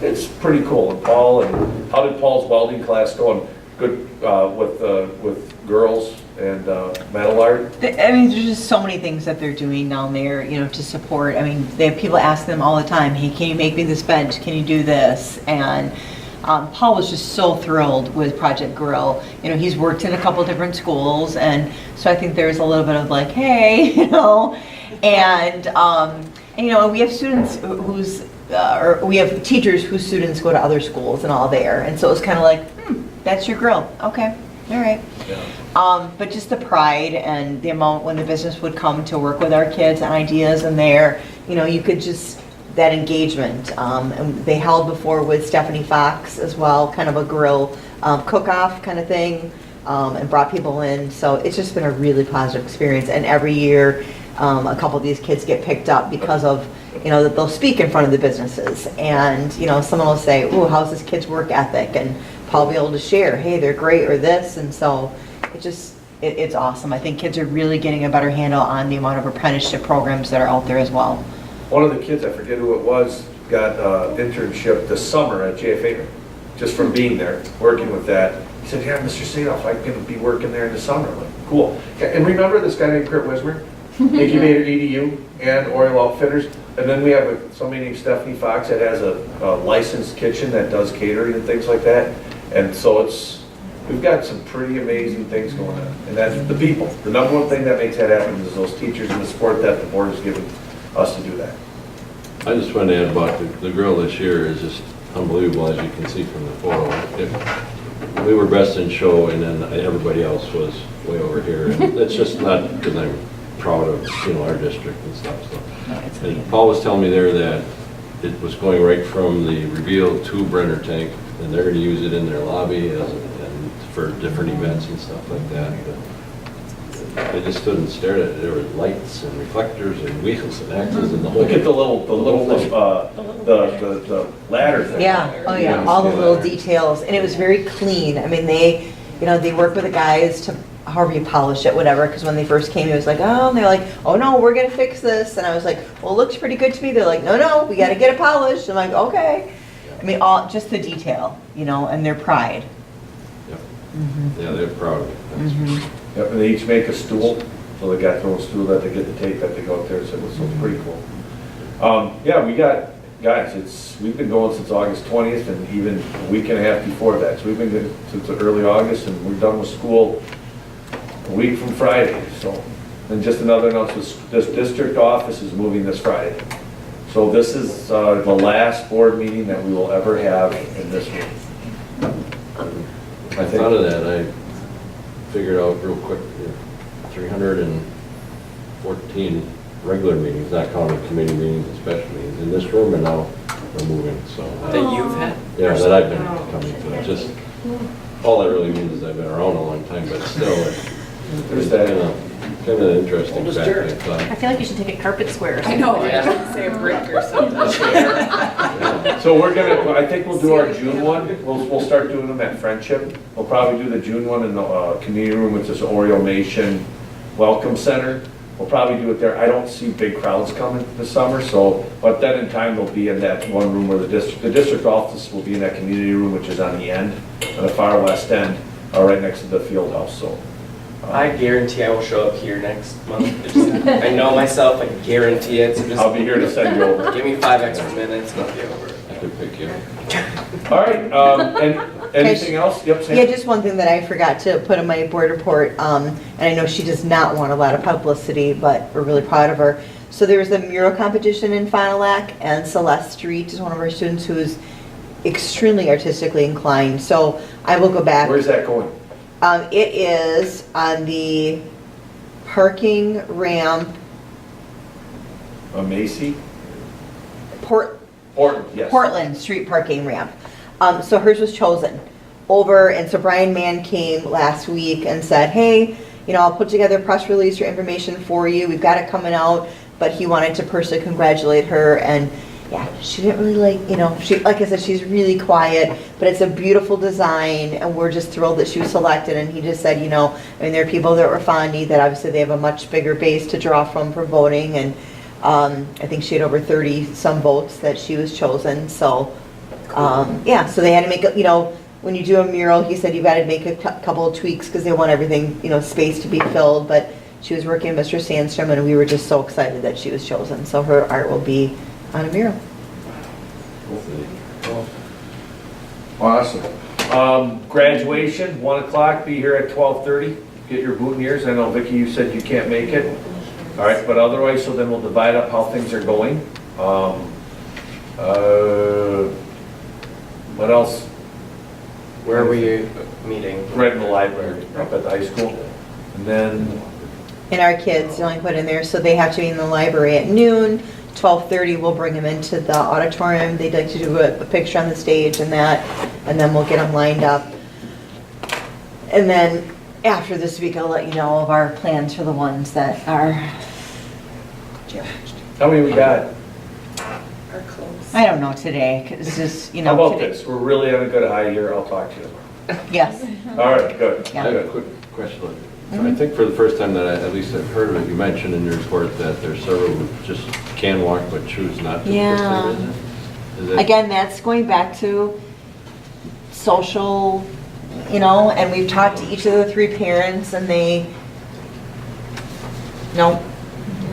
So, I have to respect it. I just said, I don't want you to regret anything, and, are you sure? And tried everything, and, the one dad of the one young man said, you know what, it's not worth my time. And I'm like, okay. And then we have another one of the 3 who's chosen not to, that his parents are like, nope, we're good. Like, okay. And then the third one, I think struggles as a parent, so didn't really see the importance of walking in the ceremony. Another sign of changing times. Yeah. Okay. I've got one and then a break. You got one? Gotta make sure, it has to be orchestrated, Paula's got a couple that she needs to. And both of you just remind yours about their speeches. Yeah, she's doing it tonight. Okay, well, I was hoping to see them today, Yeah. none of them. So I'm gonna talk to them tomorrow, I'll be like, where are you at? I told her how to do it, and I also told her she could bring the sticks and I'd help make the fire. So I'll see when I get home, where we're at. I'm sure we'll figure it out. Say it off, girls, we've And- learned a lot about writing in the past. Dominic was nice enough as well, because of being class president and co-salutatorian, he technically would have had 2 chances to speak, and he came to me and said a couple weeks ago, hey, I really think that Paige Smith deserves to speak, and she's been so vocal in our class. And I was worried about opening a can of worms, so I'm like, well, wait a minute, she's a class officer, and, talked to a few staff members, and everyone agreed because she's a class officer, it would be a good, thing. So she'll do the welcome for us, and then Shalom will give valedictorian speech, and then co-salutatorians of Lily and Dominic. So it'll be really good. All right. There we are. Anything else, Chris? Great having you here. Just really quickly, how many people have you hired this year since you've been hired? But guys, this is to just kind of get an idea. How many people have you hired? Or recommended to her, however? I've lost track, but I think I've interviewed 26 times this year, 26 interview sessions. That's positions. So, yeah, so, We didn't hire all those people, but. yeah. So pretty cool. Yeah, and everything, and that's why I told us, that we'll have people leave. I know we will. We'll have some other people come in, so, but we are. We're all right for right now, till tomorrow. We'll go on. Yeah, I'll go. All right, so, Carrie Jo, anything? No. And Maria, if you guys need anything, get a hold of Maria now. She's gonna be going to Germany for 2 weeks, leaving on Saturday. So, Don't drink the water. Thank you. yeah, you got your Don't drink the measles water. thing, right? Don't drink beer. Yeah. There you go. Yeah, yeah. Steins. I know the Italians will drink some wine. You got good wine, right? Riche. Cool. All right, I'm ready then, All right. Mr. President. If you Item want to go L, on the new stuff. business. Number 1, discuss and consider educator contracts for the 2019-2020 school year, including 2 new hires. And also retirement party. If anybody's still interested, you can still get tickets. I'll be there by tomorrow. All right, just email Amy if you can't, we can get your money moved. All right, so, couple things. You can see, and I also included this is the list of all the teachers. The yellows are different. You can see some are dropped. Where Judy McHugh and Lauren Violo, that's for billing reasons, where the money comes from. You can see Mike McDowell, Kim Orlebeck, Carly Sawitsky all have overloads just because they don't have preps during the day because they're teaching either in Mike and Kim's case another class, in Carly's case more staff development. Jeff Stratz down to 2 classes. Julie Jacobs, Halverson Jacobs, she was at 201, she's at 199. She says that's more than enough to serve our kids. And she's up full time. And then you can see Jane Monson down to 80%. That's what she wanted, and we were able to fill the other part with that. Colleen Anhalt wanted to reduce to 80%, and we were able to honor that. And then we might have another one going to 80%, don't know yet. We'll figure that out. If it works, it works. If not, the district will say no, but we'll see. We always like to help, especially some of our mothers with young children, and they get to a place where they feel that they have financially the ability to still have a great impact in schools, but yet maybe be more of a parent. And then the new ones, so Haley Dahlke, speech and language, and Chris, I'll just turn it over to you. I sent you information on Haley and on Brad. So Chris, if you want to talk a little bit about Haley and Brad. The other new ones are Tom Nabel. We hired him once Diane Happ left. He is now going to be a 60% psychologist at the high school. The middle school, which we get probably about 120% out of him comparative. Guy's just, he's very smart. He's got a lot of ability, and he's so easy to work with. Just, it's unbelievable. He's made us better. And then Brad Renke, who is going to be our new, who taking Beth Strady's spot, who's taking a new special education position in the middle school. He's actually assistant principal right now at Sabish. in Fond du Lac, and wants to get back in the classroom. But then the other person, that's a new contract, Nate Testori, he's a long-term sub, but he's going to maintain the same 4th grade, and he's an official contracted after tonight employee. So, and he does so much more than just teach. He's an alumni, he does coaching, and he's a leader within our schools too. So, you want to talk a little bit about Haley and Brad, and then I'll go more about the specifics of contracts. Sure. So Haley's going to work with Colleen Anholt. She's our speech SLP at the elementary level. So Haley and Colleen will share that early childhood through 2nd grade caseload. They'll be kind of interchangeable. Students at that younger age, their sessions are more involved and they last longer, and it's more you're on the floor with them and working through play therapy. So the two of them are excited to work together. And then Presence Learning will work with our 3rd through 12th grade students. But we will have Sarah Ballwitz as the paraprofessional, who's the human being that sits with the student. And they interact. It's kind of like Skyping on your screen. So I've watched it. We've been to IEPs as well, where the therapist is on the screen. And the kids literally run to the screen. They have a relationship with this person, this therapist that's communicating with them through teletherapy. So we're excited about that. And let's see, Brad is coming to our team, BAMS. He's going to be a great asset. Beth Strady is moving into that BEST program. That's going to be more that social emotional learning. And Brad's going to step into that 6th grade space and complete that team. He's just a very, he's calm. He's going to be firm, but he has a huge heart for kids. So I think he's just going to be a nice complement to that team as well. And I was Haley, talking to Stacy Buchholz, who's the principal at Savish. I have utmost respect for her. She actually lives in our community right on, I think, it's Cemetery. She's got the house with a pool and really beautiful garden and stuff. And she told me he just wanted to get back into the classroom. He's been an assistant principal for 1 year. She goes, he's an awesome assistant principal too. So, and then she said, who's next? I said, we don't do that, because John Kuhn came from Savish also. She worked with Chrissy Walter, Chrissy McCulley, who she said to me at Girls on a Run this weekend is by far the best teacher she's ever worked with. So. And Chris Haas came from Savish, and Jim Knowlton came from Savish. Sorry. So, too bad. But we don't know. And we're gonna, yeah, it's good.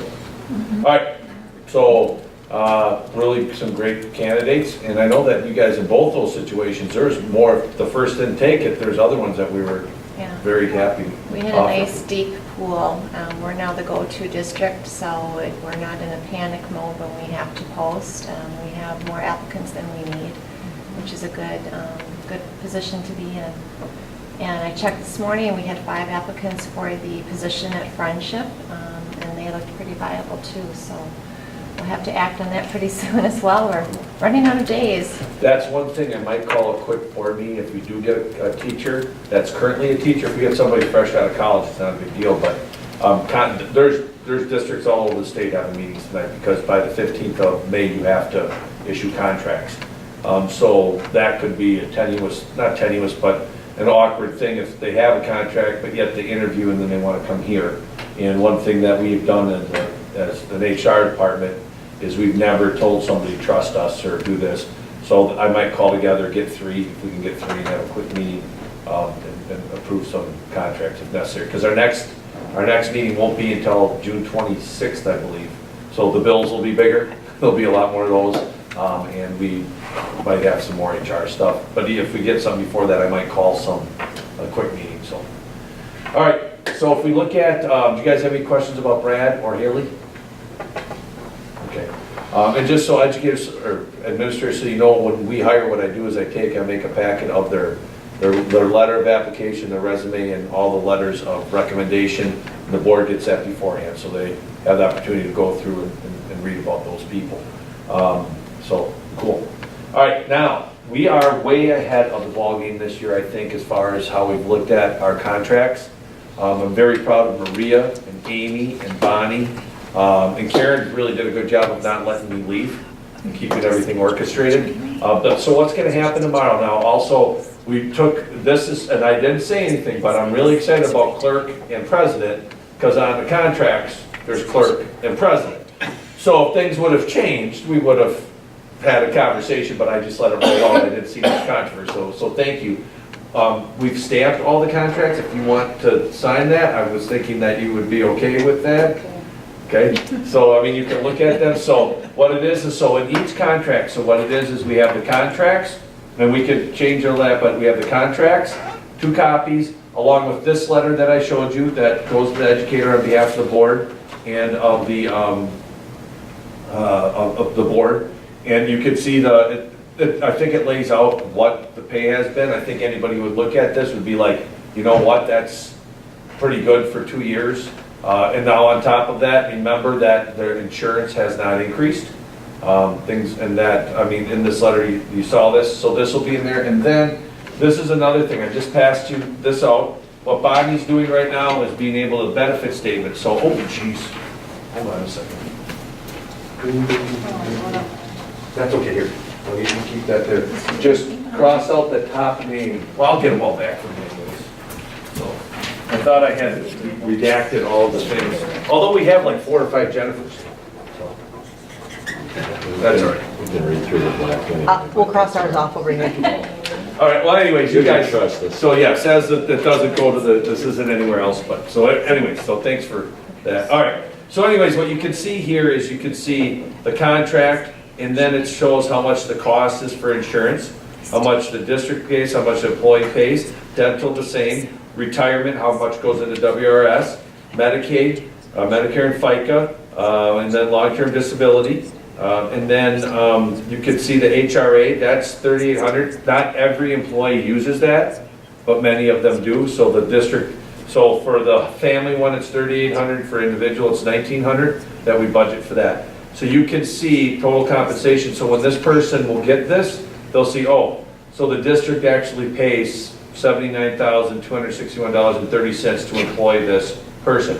On top of that, the sick days per year, holidays per year, personal days per year are also on there, and that doesn't include bereavement days, which are allowed whenever necessary. So in the packet, what will happen is there'll be this letter, there'll be this benefit statement, and then there'll also be the 2 copies of the contract. I know you know this, but this whole medical WEA, $1,884 employee costs per year. There's people that have that per month or per 2 weeks. I mean, that's, I hope they realize. I pay my own insurance, I realize. Yes. Yeah, I think they do. They have spouses too, sometimes that, you know. And one of the things, pre-Act 10, I remember because I was part of the negotiating teams for 3 years. And that was 2 contracts, because there were 2 years. As I worked with the board before, how many times, Steve, did educators forego raises so that then that money would be utilized for benefits? You know, back in the day, in the 80s and 90s, benefits didn't cost anything, really. But things changed, so I know that when you look at that total compensation, it's a big deal, and it's something that that now they can staff, this is gonna go to administrators, hourly wage, everything. So people have a better idea of what the total cost of employment is. One thing I just want to point out is the retirement WRS at 6.55. That's how Act 10 saved money. There's 2 things. Number one, allowed districts to not have to negotiate for insurance, which changed, so that's how WA Trust, the old one, changed and evolved. But the biggest way is everybody that is, besides firefighters and police, all took a 6.55 less take-home pay. That's how, when you look at how Act 10 and how we looked at $500 per kid reduction, that $500 per kid reduction, the tool that was given is that it was illegal for the district or anybody, I don't know, were you in FETC or in the public? Okay. But this wasn't just for schools, this was everybody, where the employer would pay both the employee and the employer, and Act 10 changed that. So that's one of the biggest difference of why our retirement system is the way it is versus other states too.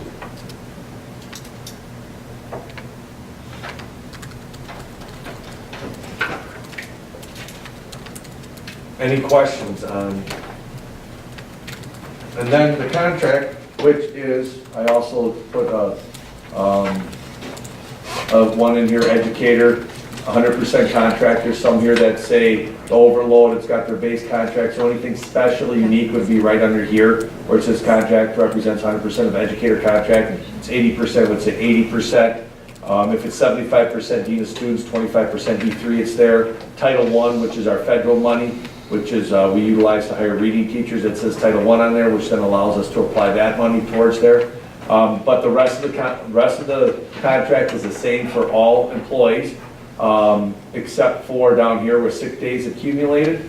That's there, but then on the bottom of each one of them too, what I added this year is the salary that they had last year, their increase and percentage of increase. I think it's important that all of the staff, no, the new ones it's not on there, but everybody will know, okay, last year, because there's a lot of people don't even look at their pay stubs.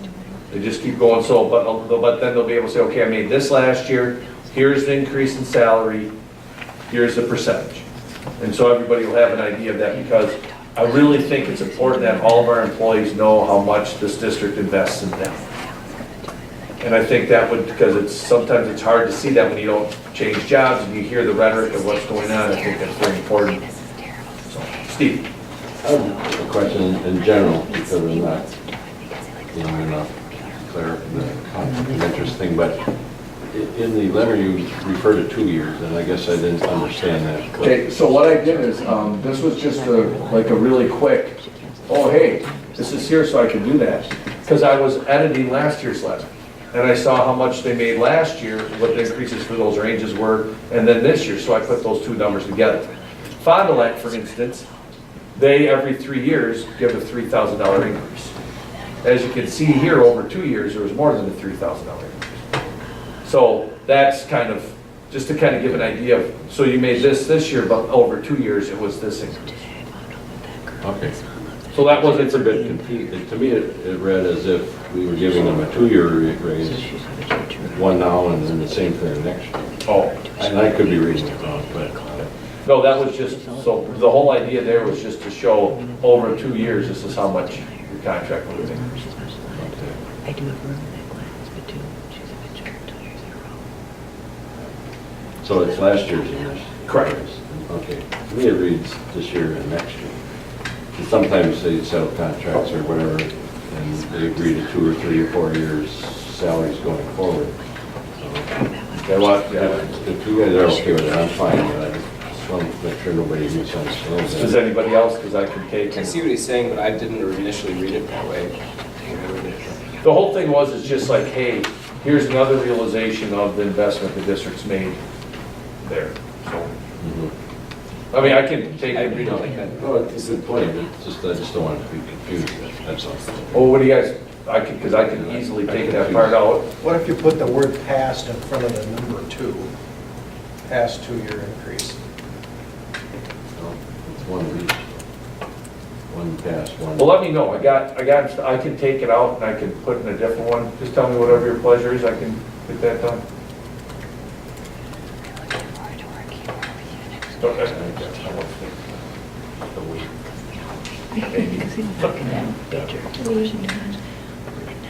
Wait, dude, should I take that off and read it in that light? I'd rather not be confusing. What do you guys think?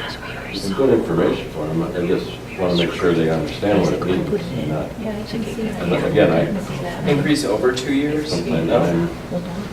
I'm, I never thought of that, but that's a good point. What do you guys think, all of it? Well, I mean, I just, in general, I don't think the financial literacy of people is very well, so I can see where it's probably confusing, but the benefit of understanding and knowing, you know, we're trying to compare apples to apples is important. I put an asterisk after 2 year, and then underneath it, in parentheses in the asterisk, that would say 2 years, and then define what the time period is.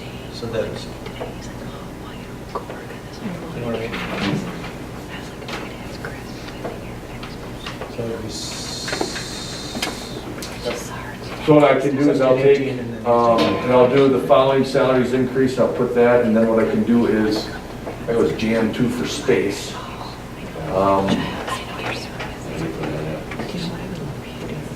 I could put, instead of 2-year increase, I could put 2016 2017 through 19 increase of, Yeah, okay. or past 2 years. I'll rectify it so it seems good, and then this is the first one, so we can easily slide it off the side. Remind me tomorrow, Rita.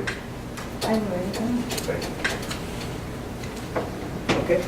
So that's what's all in there, and so this letter we started last year. A couple of years ago, we did that increase on each contract, put it on this year, and then this total cost of employment. Is there anything we're missing? Is there something that you think maybe we shouldn't, or we should reconsider? My mindset on this is I don't want people to speak of hypotheticals or what they think. I want them to know what is. And your comment about insurance, I want people to know it's not like the district's gifting them anything. They've earned it, but know that your earnings, when you look at how much your employment is, and I think about not only employment, but you look at, I don't worry about health insurance. I mean, that's just such a unique, amazing thing that because of what the district provides me and my family. Not that we misuse it, but I mean, I think about people that have families that are dealing with cancer, or if there's an accident that could have been bad. Our staff doesn't need to worry about those things. And that's a pretty amazing thing. That's a blessing. And it doesn't cost for free. What, we spend about $2.2 million on insurance premiums. And then on top of that with the HRA. But so I think that's one of the reasons too, when you look at Destination District, we might not pay the highest of everybody. We're pretty good, but we have these other things, and I think it's important for all of us to know that. And hopefully switch to a gratitude mindset a little bit instead of a I should get. In the corporate world, I used to get one of these every year, also explaining all this. And they even threw in workers' comp premium, divided by everybody, and the whole thing. Remember that one? I was just going up, so. All right, good. So you're looking for board action for approval of the educator contracts, including the new hires? Yep. Maybe, Dad, do you remember the language from last year about I declare a potential conflict of interest and remove myself from discussion? I know, but we'll put that on there. And, you know, I will make a motion. All right, so motion to accept the educator contracts? And it will be the list that you see up here. That would be Including the new ones. It's actually 2 brand new, but 2 that weren't contracted. That were given, they were given like temporary contracts. Okay. So, but 2 brand new people. Motion on the floor, looking for a second. All right, motion moved and seconded. Any further questions or discussion? Seeing none, roll call vote, please. Pollock. Yes. Stefbacher. Yes. Chisholm. Yes. Goldowski, yes. Hawk. abstain. All right, motion carries, and the contracts are approved. I want to just thank you guys. The number one commodity that we have, this building's beautiful. This referendum's awesome. But the number one commodity is people. And, you know, the research that comes out about, like with Daniel Pink and motivation, when we look at human capital, if we don't invest in people in a way that people feel is adequate, and they're not looking for a king's ransom, but develop that culture and invest in people, that's one of the reasons that we're able to be where we're at. So I want to thank not only this board, but the boards of the past for investing in people, because that's what's really made our district special, is the people that we have in here serving. So thank you very much for seeing that and being okay with looking at some of these things that all of you in your own different worlds would look at this and be like, man, this is not what my employer's doing. Or this is, maybe we can look at some things, and I really appreciate that investment, so thank you. On behalf of the entire staff, thank you very much. All right, next on the agenda is item 2, discuss and consider the 18-19 student fees, including food services. And there was a sheet in your flyer about it, page 14. No change. We don't have to increase money or what we charge for free or for hot lunch, because we're up to what the federal reimbursement is. Good. And then talked with Samantha and Mike and Carrie. Well, I don't think we have any fees at Friendship, do we? Like any additional fees? Yeah, we don't. No, but one question I had after I looked at this though is the band instrument rental. I don't know how that's handled for Friendship. We don't really do it. I think in that band instrument rental's an ish, because some pay, but it all depends on their ability to pay. And that was just added recently, so I don't know if we do rent, I don't think we do. I think their first year that they get to utilize those instruments. So they are provided still by the district though? Well, I it's guess not a, that's it's that's not a different. rental. Yeah. It's like, Deposit. it's like a user fee, Yeah. you know, essentially. But this is for the use of this. School instruments? School Right. instruments. Okay. Right. Rich, that brings up, I'm sorry to interrupt, but I have a trombone, I want to donate, but I didn't know, should it go to the high school or middle school? You just donated to band, they can figure it out. I'll figure it out. That's awesome. Thank Yeah. you. That's a cruise. I mean, and then like, for instance, I know many students, one a couple of years ago that left their clarinet here for people to use. There's a lot of times that these instruments, people leave for that, the students go, we have a very good cache of instruments. There's not one kid that can't play because they can't afford. And the $50 user fee, that was put into place just a few years ago because some kids weren't taking care of the instruments. And for $50 for an entire year, that's pretty nominal. They're not cheap. And, They have flutes for crying out loud. Yeah, anything with lots of moving keys is expensive to repair too. Yeah. And then the solo ensemble fee, that was, Sam, how many years of consternation was that? The solo ensemble fee, but we got it, and we're good now. A lot. Yeah, so. Matter of fact, didn't even ask Dan and Anthony if they were okay, we just figured it's good because they haven't complained, so we're good to go with that one too. And then the season passes, technology protection, it's all the same, and food service is the same. So, looking for a board, the board's action on school fees as presented on page 14 and page 15 of the handout. I'll make that motion. Approve the fees as presented. I'll second that. Any questions? Hearing none, roll call vote please. Cock. Yes. Yes. Goldowski, yes. Stadtbacher. Yes. Pollock. Yes. Motion carries unanimously. Item number 3, discuss and consider adoption of the budget revision for the 18-19 year. All right, we're gonna turn this one over to Ms. Maria Putzer. The important thing about this is that this is what gets reported to DPI, and this is something that impacts our aid. So we did pretty good. Yeah, budgeting wise, yeah, it was only about $20,000 off from our original budget, so it was a good budgeting year. But yes, we've been doing this now in May for about the last, I would say, 6 years or so. And what it does is, because our aid for 1920 is based on our expenditures for 1819, this just gives DPI a better picture of what our aid estimate will be, which we will get in July. So it helps us plan, because DPI has a better picture of it, they can give us a better estimate. So we've been doing this, it's worked out really, really well. And if our recommendation is passed, then one of these versions will get printed in the paper, because all of the budget revisions, if we would do multiples throughout the year, which some districts do, it has to be published in the paper. So I'll do that after this meeting is and everything's approved. So you have the notice of budget revision, and that's the publication version. But I like to use a different version that has a little bit more detail in it. So this one or the other one? The other one. All right, we're going with the other one. Yeah. Where you want to start at the end of the year? I always like to start at it's kind of a rule following that way. So I'll just highlight just some of the bigger changes in the last 2 columns. Yep, and these are the 2 we're looking at. Yep, we're looking at the adoption, which happened in October, versus the revision, which is tonight. So some of the bigger line item variances would be in the revenues. If you go down to 290, there's a variance there, and that's due to rentals. There's more coming in rental revenue than what I had originally anticipated. What do we rent?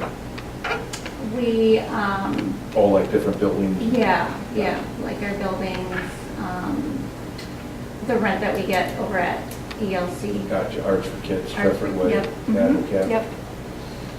And then down just a little lower, the 340 payments for service. That went down, and that's due to open enrollment. We just, Kayla and I just did a update on open enrollment in and out.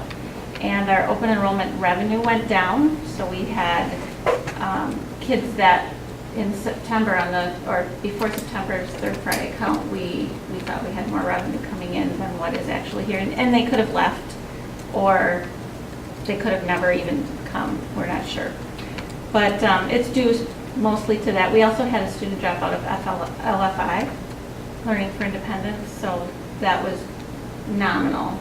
But that's also in that payments for services bucket there. Going way down to state sources, in the 630 line item, that's just, I just had to move some money down to 690, so it's just an accounting change that I had to do. I just had to do a journal entry there, so that's why that looks like it's $68,000 less. And then in the 690 category, when we passed the budget, we didn't know about the second safety grant that we got, so that's additional revenue there that I added in. Going a little bit further down to 730, DPI special project grants. That's Treffert. Again, we didn't know exactly what we were going to get for the first year, so there was $140,000 approximately added there. And then on the next page, there really was not a whole lot of change in all of the expenditures. Most of it happened in the revenues. But then if you go down between, just above special projects fund, go way down, there you can see that the difference I have in negative, the negative number there. In October, we thought the deficit was going to be around $57,465, and now it's looking like it's going to be around $31,364. It could still change. We still have 7 weeks left. A lot can happen in 7 weeks yet. For the good too? It could. It could. You know, HRA could still. HRA has been very much utilized right now. Our deductible. Yep.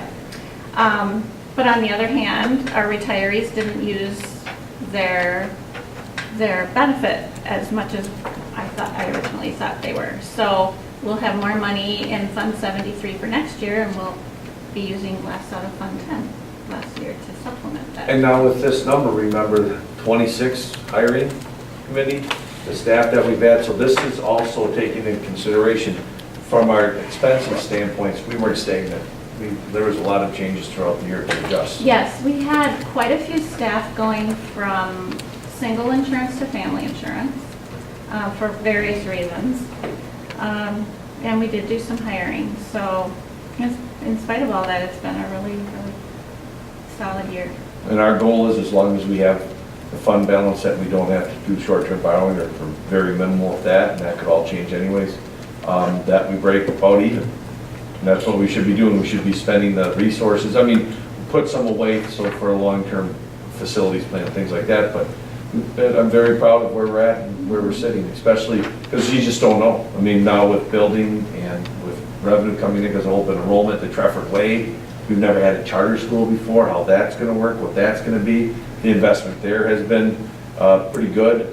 So it's pretty interesting. But I think one of the things I love about this is that we really understand, I wouldn't call it a game, but I think we understand the standard procedure when it comes to school finance. And there's some things that you definitely should do in order to leverage as many resources as you can from state and federal government. So, and we've done that, like the safety grant. I don't even think 40% of the school districts participated in that. Like they didn't even apply for the grant. Right. Now, it was a lot, it was work and things like that we have to figure it out, but, I mean, we're getting a lot of great stuff for it, really are. Is it paying for the part of the secure entrances? It did at first, but we changed that because that was kind of like nailing Jello to a wall to get that number out. So we'll end up that Raptor system, cameras, I think over $80,000 in cameras we're installing in middle school and high school. Whole bunch of different supplies too. And by the way, we had an evacuation or active shooter drill today. Went very well, high school, middle school, very impressed. Sitting in my office, all of a sudden all these kids are running out. I'm like, oh, that's right, this is when we had that drill today. They did a good job with that. So Yeah, it's been pretty interesting this year. Who leads those drills? Samantha, our safety coordinator, and then works with the teachers, and Mike and Officer Hendricks. We have 4 more people, possibly even a 5th, but 4 for sure going to Alice training this summer, so I think that's really good. Yeah. And that's all safety grant paid for. Yep. And we use a safety grant to pay for our Make a Difference Day. Challenge Day? Challenge Day, which is building culture, and some of you are part of it. We're gonna do it again next year, so if you didn't get I know Steve, you did, Vicki, you did. So if you guys get a chance, pretty cool. So our audit will be the last week of July, so it'll be interesting in our space, prepping for our audit, but, Are you in your new home or a temporary new home? Temporary. It's gonna be But it was, but our audit last year, they were really, they, I don't know if they did as well last year as the year before. We really like them to be prepared. And I know, I'm sure we've talked with Dave, but we really like them to be prepared and ask us the questions, because we want, Yeah. do a lot of work to really get that, the front office does a lot of work. And you can ask administrators about getting credit cards in. Make sure you get all that in, because the huge deal is, if one time we're not right and they inquire, all of a sudden a rabbit hole opens. And it doesn't mean we did anything else wrong, but it's your responsibility to look more and more if they see anomalies. That's what we've been going through with, if we pay somebody versus, from our payroll versus as an independent contractor. And if that changes, if they get to a certain level, how that can trigger stuff. So I've been very, very pleased with our office, with Maria's work. And It's good to be very good to you. But, yeah, our audit is the last week of July, and after that, that's on site, and then they go back to their offices, and we get a million emails and phone calls to clarify or to provide more information. So by the end of August, by our August board meeting, I should be able to come back with our year-end number. the one thing right here, what we would do, we don't see that even if we do break even a little more, this would be that time, like last year, we said we should allocate this many thousands to Fund 46 or Fund 73, because we always want to maximize our aid. So, but right now, we're saying that, if we end up moving more to the black, they'll probably just transfer it into the fund balance, but it won't be that much to make a difference on aid. Right, your mill rate. And if something changes dramatically in June and it looks like something's going, we'll definitely, we can do all these up to July 1st, but don't see that happening normally, doesn't, so. And you're coming back from Germany, right? Yeah. All right. Well, it's a round trip ticket, but, Any questions at all? Then I'll look for a motion from the board to adopt the budget, the revised budget for 18-19. Are we adopting a new budget or just the revisions to the existing? Revisions to the existing. Yes. All right. I'll make a motion to adopt Budget the adoption revision. of the budget revision for 18. Okay, motion and seconded to adopt the revisions to the budget for 18-19 school year. Any questions? No further discussion? Seeing none, roll call, vote, please. Grabowski, yes. Stepbacher, yes. Sawat. Yes. Chisholm. Yes. Yes. Approved, unanimous. Item number 4. One of the few things that I get to do as president that requires no support is... This is kind of your power trip on your... Yes, this is it. And one line item is appoint committee members to 3 positions. I would like to appoint Mr. Hawk to continue serving as he does so well on the WASB representative to the conference. Sure. I will appoint Mr. Chisholm to be the CISA representative, and I would like to appoint Mr. Sadoff to continue to serve as deputy clerk. It will be one of the greatest honors that I've ever had in my life, President Chisholm. I think it should come with a badge. Badges, we don't do those. Badges, I mean those stinking badges. All right, that is the end of the published agenda. At this point, you have to appoint us to the facility committee. Yeah, Oh, yes, and then I say one more year of that for sure. the the request was to appoint all of the board members to the Facilities Committee. And so I will make those appointments as well, that we will all continue to serve on the Facilities Committee for all year. That is the end of the published agenda, except for opportunity to move to closed session. So 2 items under closed session. Third quarter superintendent review under state statute 19.85, parenthesis 1, sub-parenthesis C, and also to discuss the possible lease agreement with Cellular Phone Company under state statute 19.85, parenthesis 1, sub-parenthesis E. So may I have a motion to move to closed session? So moved. Second. Moved and seconded to move to closed session under those guidances. This would be your time to say goodbye to them. Yes. Yes. Chisholm. Yes. Kowalski, yes. Stuck. Don't. You're staying. You don't know. So, we are in closed session.